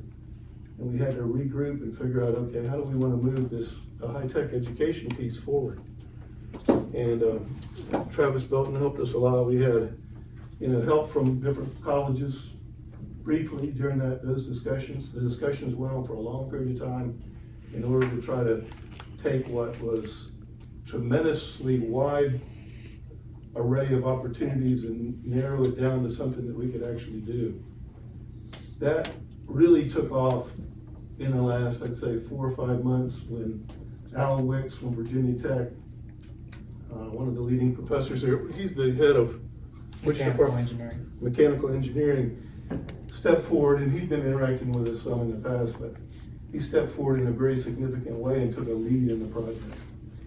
And he had his students involved in talking to us and coming to our meetings or through Zoom to tell us about the kinds of things they'd like to teach and the kinds of opportunities they thought they could bring to the floor if they were able to have this education center.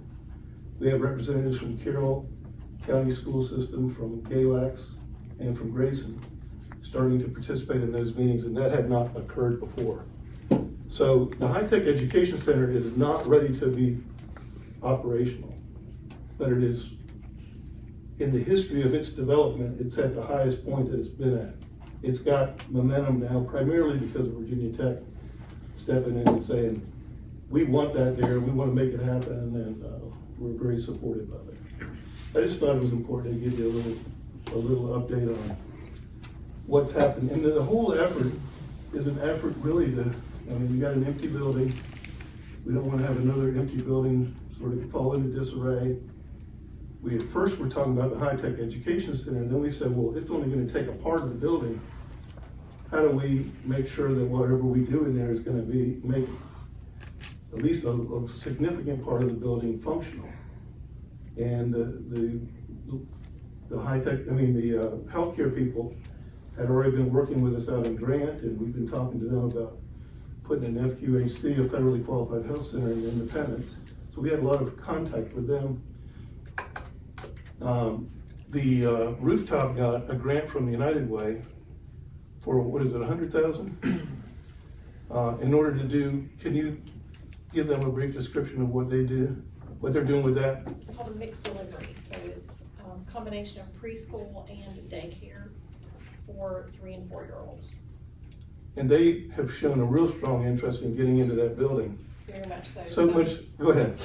I'm sorry. No, that's you go ahead. So much so that if they don't have space, they will have to discontinue the program and definitely not expand it, but there's a possibility they may not continue it because of space issues. So I certainly think that there's this discussion that we've had all around this contract points out that we need to have much more clear voting and actions that we take to make sure we don't run into things like this in the future. Certainly learn our lesson on making that happen. Where we stand right now, is that there's a contract signed for $1.5 million.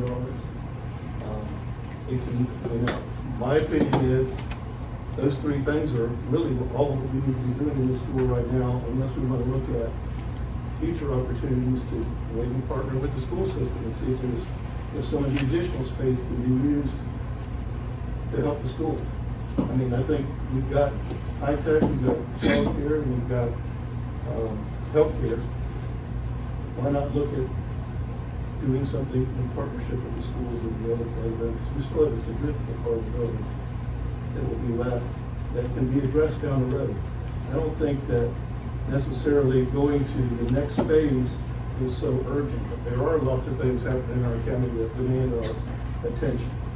But I think these 3 things that we've got rolling are worth the investment. And I am looking for the board to endorse that $1.5 million contract that has been signed, so we can move forward and get those 3 components up and going. That's really all I have to say. Mr. Chair?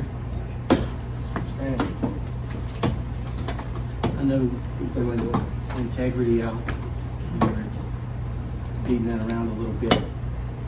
But, Mr. Administrator, you were given instructions at 1.467. You told us in our budget meeting on the 29th that we were locked in at 1.5 and that you had signed the contract and the contractor had refused because they needed additional monies. The contract that you gave me tonight indicates that you signed it on April the 5th, which is well after the night you told us that we were locked in at 1.5. So, had you signed it, whenever you signed it, you did not have the authority to sign at 1.5. And that's not what this board approved, because here's the bids. 1.467 was the low bid.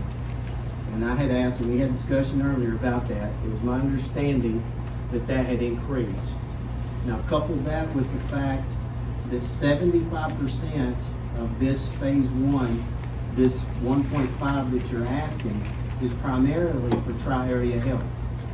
You said right here, and you told us that there was no issues with the deed, and you had even stated that there was no errors to be found, and I think one of the supervisors may have corrected you on that. And you indicated that the deed issue was resolved. I talked with our attorney, and he's still researching the deed and indicated to me it was not 100% resolved. And so we have, if we're going to talk about integrity, I don't know why these things aren't being presented as such. Now, having said all that, I guess my question is, after you told us we were locked in and you had already signed, it looks like you a week later actually signed the agreement. And that would have been a good out at that time to get the accurate number at 1.467. So I don't know at which point you were being honest with us. Was it now or was it then? I have to say, I really do not know what you're talking about. I'd like to read what actually happened that caused me to move forward with the contract, if that's okay, Mr. Jones. Yes, sir.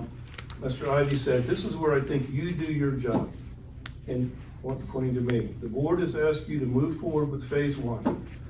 I think it's time for you to go sit at the contractor's desk and tell them, this is our deal. We're not going back every 7 days or every 38 days to the board and rehash it. You and Mitch, or whoever you want to take to the contractor, needs to say, this is what my board has directed me to do. This is what you agreed to do it for. You can't micromanage this project with the community or the board. That's why you are in place to negotiate what the board has agreed on.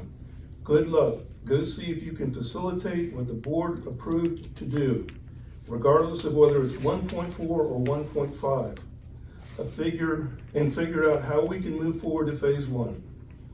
Mr. Anderson said, I hope in this next meeting you can tell us where the additional funds are coming from. Mr. Ivy said, hope we'd be successful with the contractor. The board agreed 4-1 to move forward with phase one, and you need to figure out how to move forward. Mr. Hash noted consensus. Mr. Anderson said, consider ramifications if it's put off and put efforts towards bigger priorities so that also can be part of the consideration. Mr. Ivy said, the board has already approved to move forward with phase one. Mr. Anderson said, can't move forward if they can't do it or won't sign.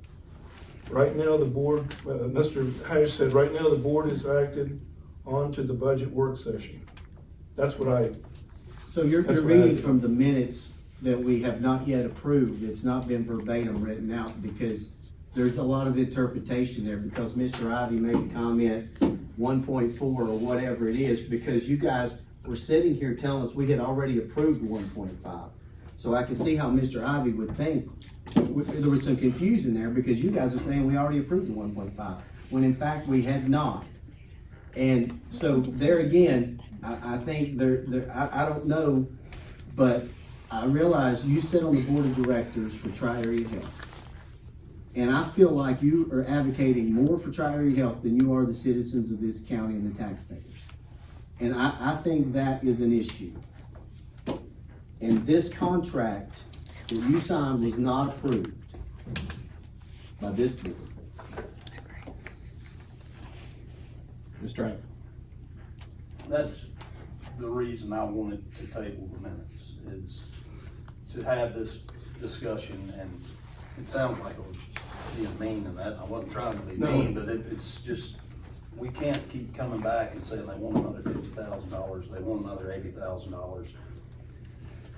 Just go to them and tell them what the board agreed. And there was some confusion on whether or not the $35,000 had already been approved. I wasn't at the last meeting, and we were all sitting around here looking at Robert's Rules of Order to figure out if we could have a vote that night. And instead of sitting here with none of us knowing the answer, what we had in front of us was a 4-to-1 approval to move forward with phase 1. At the confusing part, whether it was 4.67 or it was 1.5. But from listening to those minutes, it sounds like whether it's 4. And I think the confusion is that we feel like we need to vote on any additional spending on the project. The signature on the contract was a week after our meeting. And so Mr. Shepley went and did what I asked him to do, no teeth, but is to go negotiate to get phase 1 going, because it was a 4-to-1 vote to move forward with the project. I think the project has been poorly managed up to this point, because there are so many questions that we've all had. And it was our first or second meeting on the board where we took this up. And I was under the impression that the former board had worked on this for several years, and I certainly didn't want to throw a wrench in the plans of a project that had been vetted. And it sounds by all accounts to my ears that it would be a benefit to the county to have something done like that in Baywood. I'm still in support of the project. I just think that if we're going to move forward with it, it has to be managed better and more transparent, so we don't continue to have these issues. And that's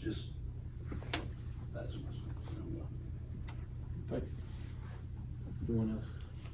I'll say a little bit of something about the Tri-Area Health and Mr.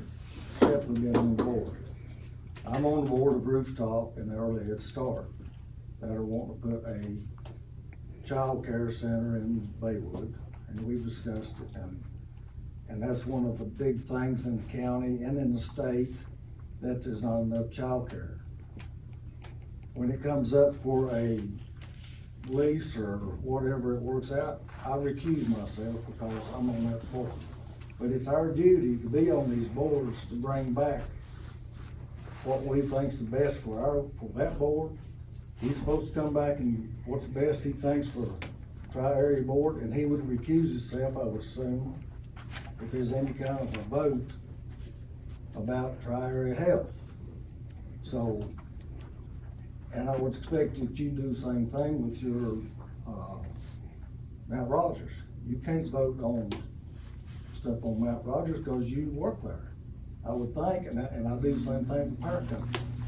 When it comes up paying bill for power company, I recuse myself because I'm not in here for the power company, I'm here for the Grayson County citizens. So, saying that, just because we're on these boards don't mean that we're fighting for the boards, we're fighting for what's best for the county. So that's all I have. If the board feels more comfortable, I can certainly remove myself from that board. There certainly would be no problem doing that. I've enjoyed, serving them, and I felt like with my healthcare background, I could do something for them. I talked to Steve Durban about it. I certainly should not be involved in the lease discussions at all. Should be either refused or I should leave that board completely. But if the board feels more comfortable, I would not be glad, but I would certainly withdraw from that board, if that makes sense. So I take a little different view on this whole project. It's pretty well known based on the study we did 4 years ago, I think, with Mount Rogers Health Department. That healthcare in Grayson County is an issue. I mean, we can look around at our neighbors and know that that's a challenge, right? But we also can look around the county and look at all the schools that have been previously closed and what has happened to those schools. All right? So the model that we were under about transferring these properties to the community, or even trying to sell them, which we tried to do with Mount Rogers, didn't work out, hadn't really been a good model for the county. So from a strategic standpoint, given the location of this facility and the acreage it sits on, knowing the challenges that the public school has with infrastructure, I see it as an opportunity to preserve strategic flexibility for the county going forward. Whether you put a healthcare facility in there or a child care facility, the fact that we're preserving strategic flexibility for the county at a relatively small amount of money compared to what a new school costs, I think it makes a lot of sense. I concur with Supervisor Ivy. I've expressed the same thing to Mr. Shepley, that the project hasn't been managed the way probably it should have. You know, it was a building looking for a project, all right? But acknowledging that up front, what we've got going on in there right now, in my view, is we've got a tenant that's going to give us a return on our investment. Is he going to pay for the project? No way. But it's a heck of a lot better than a lot of the other investments that we've had, or to let the building fall down and become a blight in the community. So the effort that the county is putting behind, as disjointed or as ugly as it may have been, I think preserves a facility and develops a capability that gives the county some options. If we're successful in addressing what our strategic problem is, which is population retention.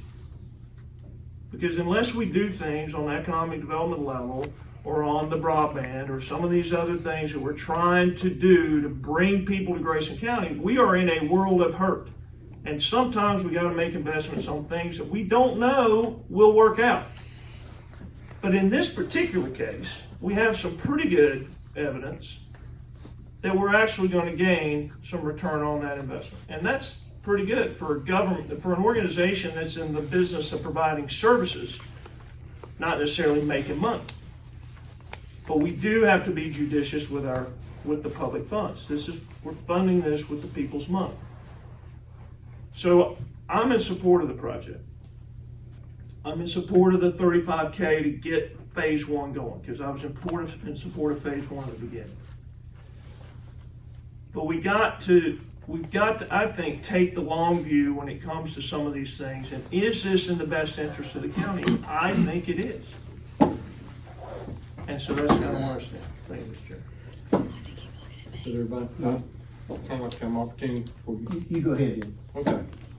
Part of the reason that I got on this board was I had the opportunity to stay here, me and my wife, to make a living.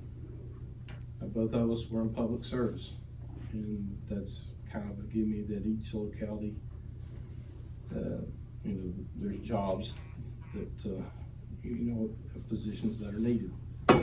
But as far as retaining, I didn't want to see, I had the opportunity to grow up here and be in this beautiful county, but there was nothing to keep our youth here. And part of that exodus of our youth was my son and his family.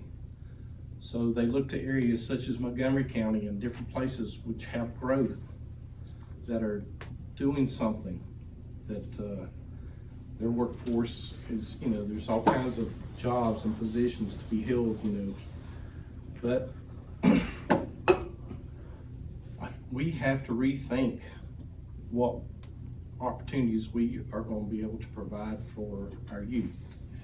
the idea of this technology center is very appealing to me, because I seen at Crossroads when Mode was located over there, it doesn't really appear to me that it took a very big space. I know they did an expansion at their plant, but any kind of technology center and the type they work, you know, with the equipment didn't appear to take that big of a complex. Complexes that we could probably, in our industrial park or wherever, would be able to create. But we had to develop a workforce with the technology and the skills that our youth could make good livings at and could stay here. So I feel it's a very worthwhile project. No, I didn't take part in a lot of the conversations and with the committee and the stuff that was a meeting on it, but from what I was understanding and the thought of being able to take another school building that was going into decay, the blight in our communities that is caused, these school buildings, once they're abandoned, they were community centers. So if we have the potential to retain these buildings, recreate them, and whatever, in any of the other buildings, that ideas that we can come up with to keep them from just dilapidating. I think we have to look at those opportunities and try to develop them, and I am very much in support of this project. So does everyone? Back to Mr. Anderson. All right. Well, first thing I'd like to hit on is the transparency that was mentioned, because there has not been transparency. The very first meeting, we were gonna have what you guys call the project manager, project planner come. He was called off of that meeting. He came to the next meeting with the architect, and they raised some issues and questions I still have not got answered. Because we're at 1.5 million. Even at 1.5 million, we're still not at the parking lot issue, which is the old estimate. I'm sure it's gone up like everything else, but it was up to 600,000. I just looked at that, and it's in the documents that you guys provided a few months ago. So that's one thing I'd like to say. And the other thing, with regard to the last meeting, I think when you and I were at odds, project planner had planned on coming and talk to us in closed session about the project. So complete lack of transparency on some of these things. Now let me address the child care, because there again, I think we're getting some smoke and mirrors, because everybody's being taunted with child care. We all need child care. We want child care. We know that's a great need in this county. But you're gonna put a child care facility down the hallway from Tri-Area Health, and the guy sat right here and said, we will provide drug misuse treatment to our clients as prescribed by the doctor. And I asked if he included methadone and Suboxone, and he said, as doctor recommended. It wouldn't be a methadone or Suboxone clinic, I think was the way he stated it. So I don't see how the child care piece will fly in that regard. Number two, you're talking about strategic location and healthcare. You can get from the Baywood School, it's within 6 miles of a major hospital, probably 10 or 15 miles from a second major hospital, healthcare facilities all around. You know what else you can do? You can get from Baywood School to the Grant facility quicker than you can get to the Grant facility from the White Top facility. Why is that important? Because we know it's needed at White Top, because they're not as close as anybody to healthcare. What do we have at White Top? We have a healthcare facility and a pharmacy already built and paid for by this county, and we're not even using it. I think one of the previous supervisors has an office housed in what used to be the old doctor's office at the community center at White Top. That would make sense. So we're not, from my perspective, I'm not seeing anything here that makes sense. So for strategic location, why wouldn't Tri-Area Health go to where we already have a facility? We could rent it to them for a lot less. That's another issue. So we're looking at the deed. You sit here and indicated to us that the deed issue was resolved even to the point there was no errors. That's not what I heard from Mr. Durbin in my conversation with him since you told us that. That's not transparency. And it's my understanding that that's still not been rectified. And Tri-Area Health, as I can read it as a layperson, does not meet that criteria of education. Whitfield Community College has Crossroads down here. They do workforce development. They have a whole list of programs. We support them in a small scale. We could do all these things you guys are wanting to do, and we could still do it and save the taxpayers dollars. We could improve what we donate or give to the workforce development at Crossroads and achieve the same goals that you guys are wanting to achieve with economic development and workforce development. So a lot of this stuff is smoke and mirrors, and I've been seeing it for going on now 4 or 5 months of why this is. It's my understanding there's $380,000, and you can correct me if I'm wrong, whoever has those figures, in this budget for this program. If we have $380,000, let's fix the water and fix the bathrooms and then figure it out. Because this is, for some reason, this just smells bad. This smells bad on many levels, and I'm referring because of the transparency, and obviously there was a colluded effort here to figure out how you were going to address the 1.5. I stood there by the door while you guys were talking. I heard part of your conversation. So transparency is a good word, and I'm glad someone brought that up. But to move forward with this is a great disservice to our citizens. This is not what I signed on to do. I don't want any kids to leave our area.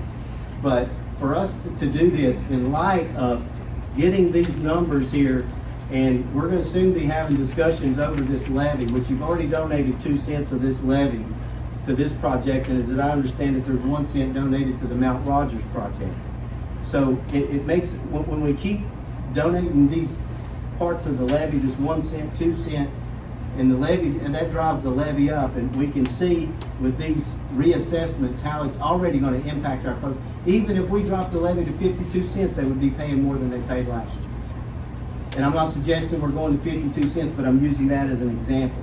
So I think in this current economy that we're in, with the rate of inflation the highest it's been in 40 years, and people's pay and salaries are not going up anywhere near that level, if at all. So it behooves me to how this is such a great project when we have so many other alternatives. And then I want to speak to the issue of Hope Incorporated. This young man come here and gave us a presentation and said he could get grant funding from different areas, different places in the state and federal funding, and potentially revamp all these blights that you guys refer to as our old schools. So we just dismissed him right off. We didn't give that any legs, or even bring him back to give us. All he asked us for was permission to do a feasibility study. I don't know that that's been granted for him on the Baywood School, but I can tell you this: you guys applied for a grant for the Baywood to do a feasibility study on the Baywood School after you'd already had the money approved. So a lot of this stuff is been done backwards. As far as the planning, and some of the other members have mentioned that, the lack of planning, or the whatever you want to call it, the eagerness to push this project has put us to where we are.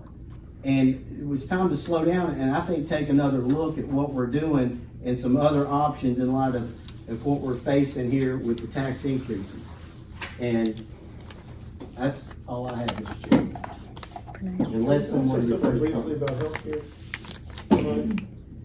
Okay. Oh, I'm sorry, go ahead. I just wanted to, just for clarification, that, and I spent most of my career working in hospitals. And hospitals, a few years ago, realized that they needed to find some way, some sort of system that could see the patients that didn't need to come into the emergency room. The reason for that is, in the emergency room, the people that work there are more highly paid than most of the other staff in a hospital. The reason that they are is because they don't know what's going to come in the door. It could be a heart attack, could be someone's been in a car accident, they've been shot, they have no idea what they're going to get. Whereas in the rest of the hospital, they plan visits for people to come and have surgery, and they know in advance who they need to have there and what they need to do. So the federal government, working with the hospitals, tried to come up with a solution to what could be in between a health department and a hospital. What kind of service could be created? And they created this federally qualified health center concept, which is Tri-Area Community Health is a part of that. So they are not going after the same patients that a hospital would go after.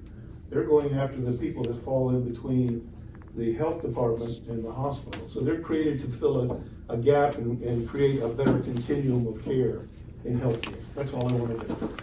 And so the fact that they're close to a hospital is good for the hospital, because it means less people that don't need the hospital level care will go to another place and save them money, and the people will get more direct care with people that are trained for their particular ailments. Thank you. Just wanted to. Hey, Mr. Bill. Okay. Few notes are made here. One being, Mr. Hanson, you were the one who voted to close the school down. And I understand you're always against this, a negative part of it. And you don't want to see us fix the school up that the school board said was going to fall down in the floor. But the child care part, it's to be separated with Tri-Area Health. That's, those students can be any, or kids can be anywhere close to the Tri-Area. It's to be separated. It's, and I done asked for the agreement to be that no, even if Tri-County or Tri-Area Health sold out or moved out or whatever, could ever be used as a methadone clinic. You talk about Crossroads. Crossroads is the fiscal agent for Baywood. So we're not taking away from Crossroads, we're a part of it. And I'm on that board too, so. But what we're talking about here is moving on with the project. And you don't understand, 4-1, roll call vote, we're going on with the project. Now, if you want to bring up everything that's negative, so be it. But we voted to go on with this project. So, all your... Are you talking to me or the chair? Because I was told we have to address the chair. He just addressed me not to talk. And it's my 3 minutes, so I'm hushing him. Oh, you got 3 minutes? Oh, that's what I'm gonna take. So, 4-1, we're going on with this project. Now, you can like it or you can't, and people that follows you around that thinks you walk on water, so be it. But we're going on with this project because we voted to do that. Now, I'm done. All right, I think I need to. And one point you made. Hope Ministries, we have continued to have meetings with Mr. Jordan Stidham. We actually met on February the 25th, and there's been another meeting. I don't have that date written down here, but to work on feasibility studies to consider revamping or working with the agencies that have those properties currently. So I just wanted to address that we still do continue work with Hope Ministries and trying to see what projects we could get up and going. Just one final comment.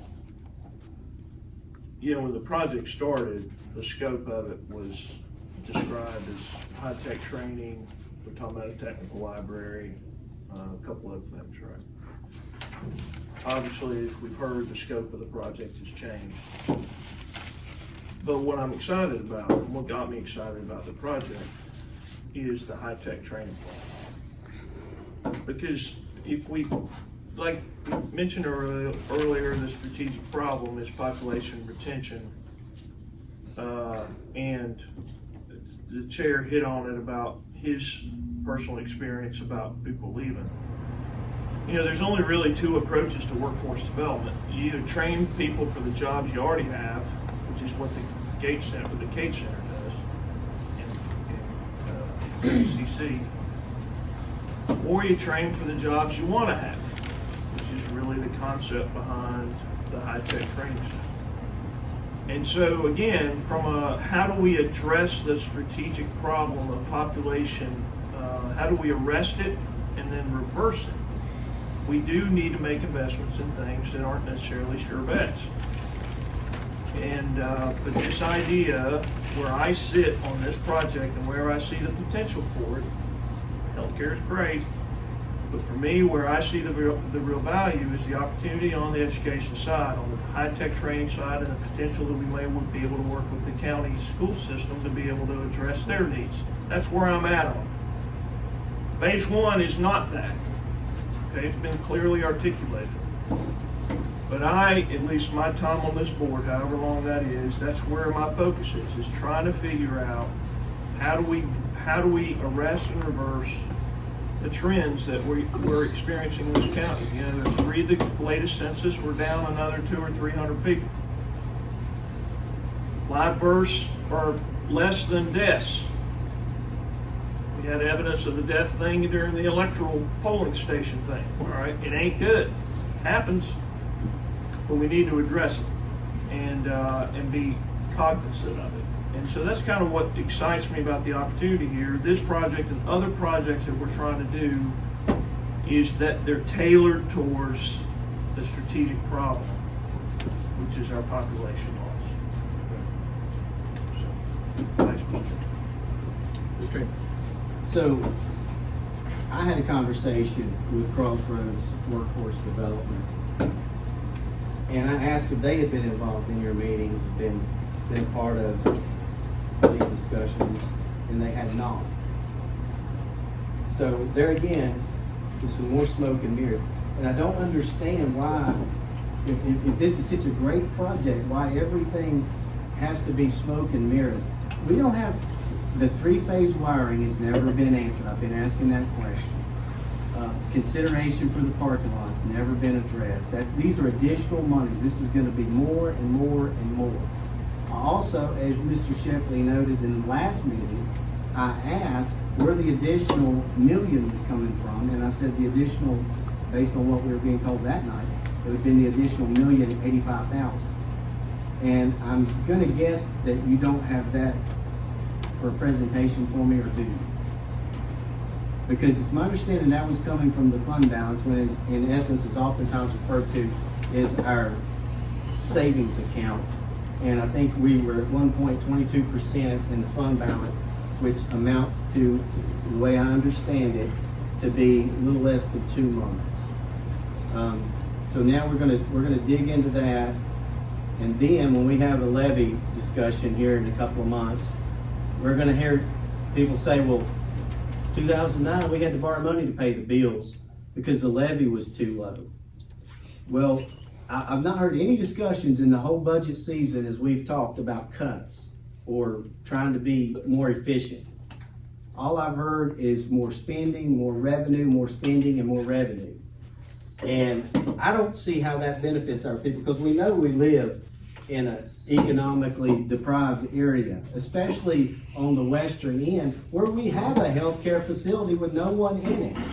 We have a pharmacy with no one in it. No discussion about helping those folks out with that healthcare facility. Rather, we're having a discussion about libraries and community centers, which we already have a community center in White Top. It makes no sense at all economically. We can do these same things in a different way and save our taxpayers. We can do workforce development. We can do trainings for Moog or whoever that wants to do those. We can do those with Crossroads, who already is established. We have a Cates Center down here we could invest in and do night classes. We have a facility that you're going to hear some discussion about, the debt service on the school at Highlands. That school's not to capacity, could be maximized, utilized for workforce economic development. We're not hearing any of those discussions. And the lack of transparency and the back rooms deals and the closed door meetings and whatever you want to call it, it's from my perspective, in layman's terms, it's shady. There's something amiss here. I don't know what it is, the sense of urgency to put our taxpayers' dollars on this project so fast in this time that we live in. And then the fact that we have a contract here that was signed, and I don't care who told you could sign it, it wasn't voted on.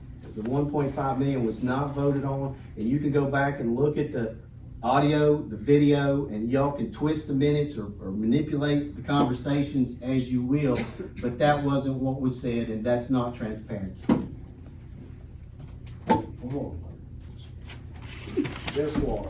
I'm the chairman of Crossroads Institute. So I don't know who you talked to that said they wasn't involved, but we've been involved ever since the idea come up to put a technical center in Bailey. So maybe it's me you should be talking to instead of whoever. Maybe it's a Facebook person. I don't know, but that's not right. Yeah. Well, I know who I talked to, and I know what they do over there, so. Talk to them, I tried to talk to you back in December when I met with you at Crossroads, and it was the same thing that happened then that happened in our January 4th meeting, which all you wanted to do was attack me because of what I campaigned on. And when I challenged waste, fraud, and abuse, and you wanted to attack me in that meeting. So for you to come in here tonight and say, the next 4 years, be ready, the next 4 years, you set the tone January 4th of how that is. I tried to talk to you. You wasn't willing to talk because you have the 4 votes, as you keep reminding me. So why would I discuss anything? You can't tell me about the 3-phase wiring. You're electrical I told expert. you 3 times. Okay, tell me one more time. Where is it coming from and how much is it gonna cost? We don't know how much it's gonna cost. It's gonna come from 58. When we need it. We don't need 3-phase power now. Single-phase power is what they need. Now, if they get bigger, if they put x-ray machines, whatever, then they'll need 3-phase power. The architect said right here and said that his estimate did not include the exterior wiring, and for that building to operate, it would need 3-phase wiring for the HVAC and everything else. And you being an electrical expert would know better, and you're doing smoke and mirrors once again.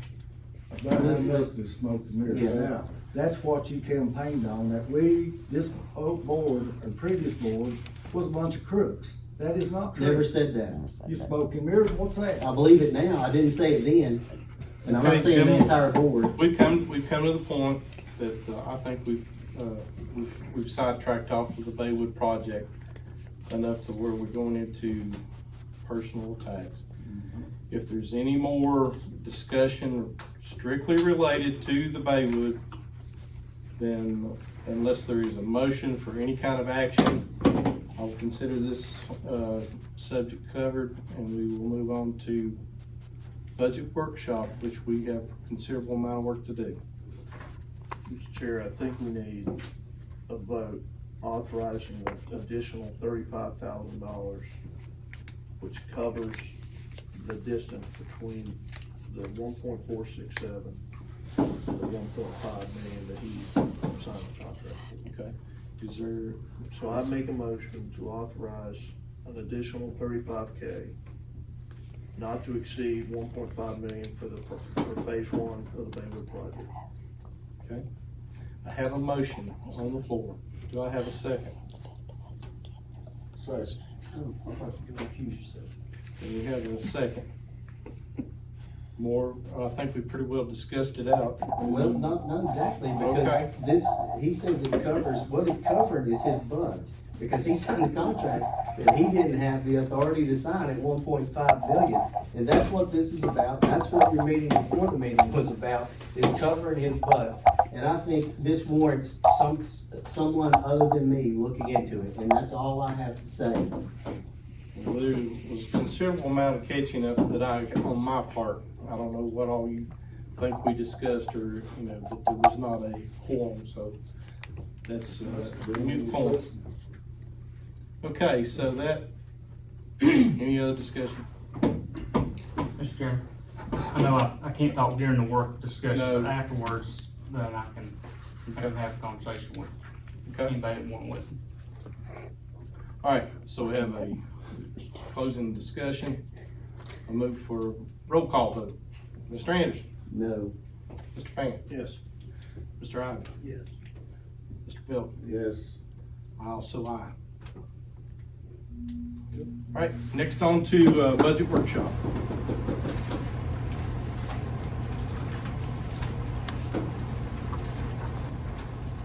proceed with that.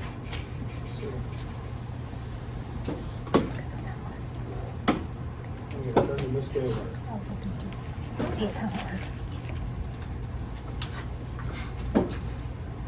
I'm gonna stay there. Put some water in there. Anybody else want water?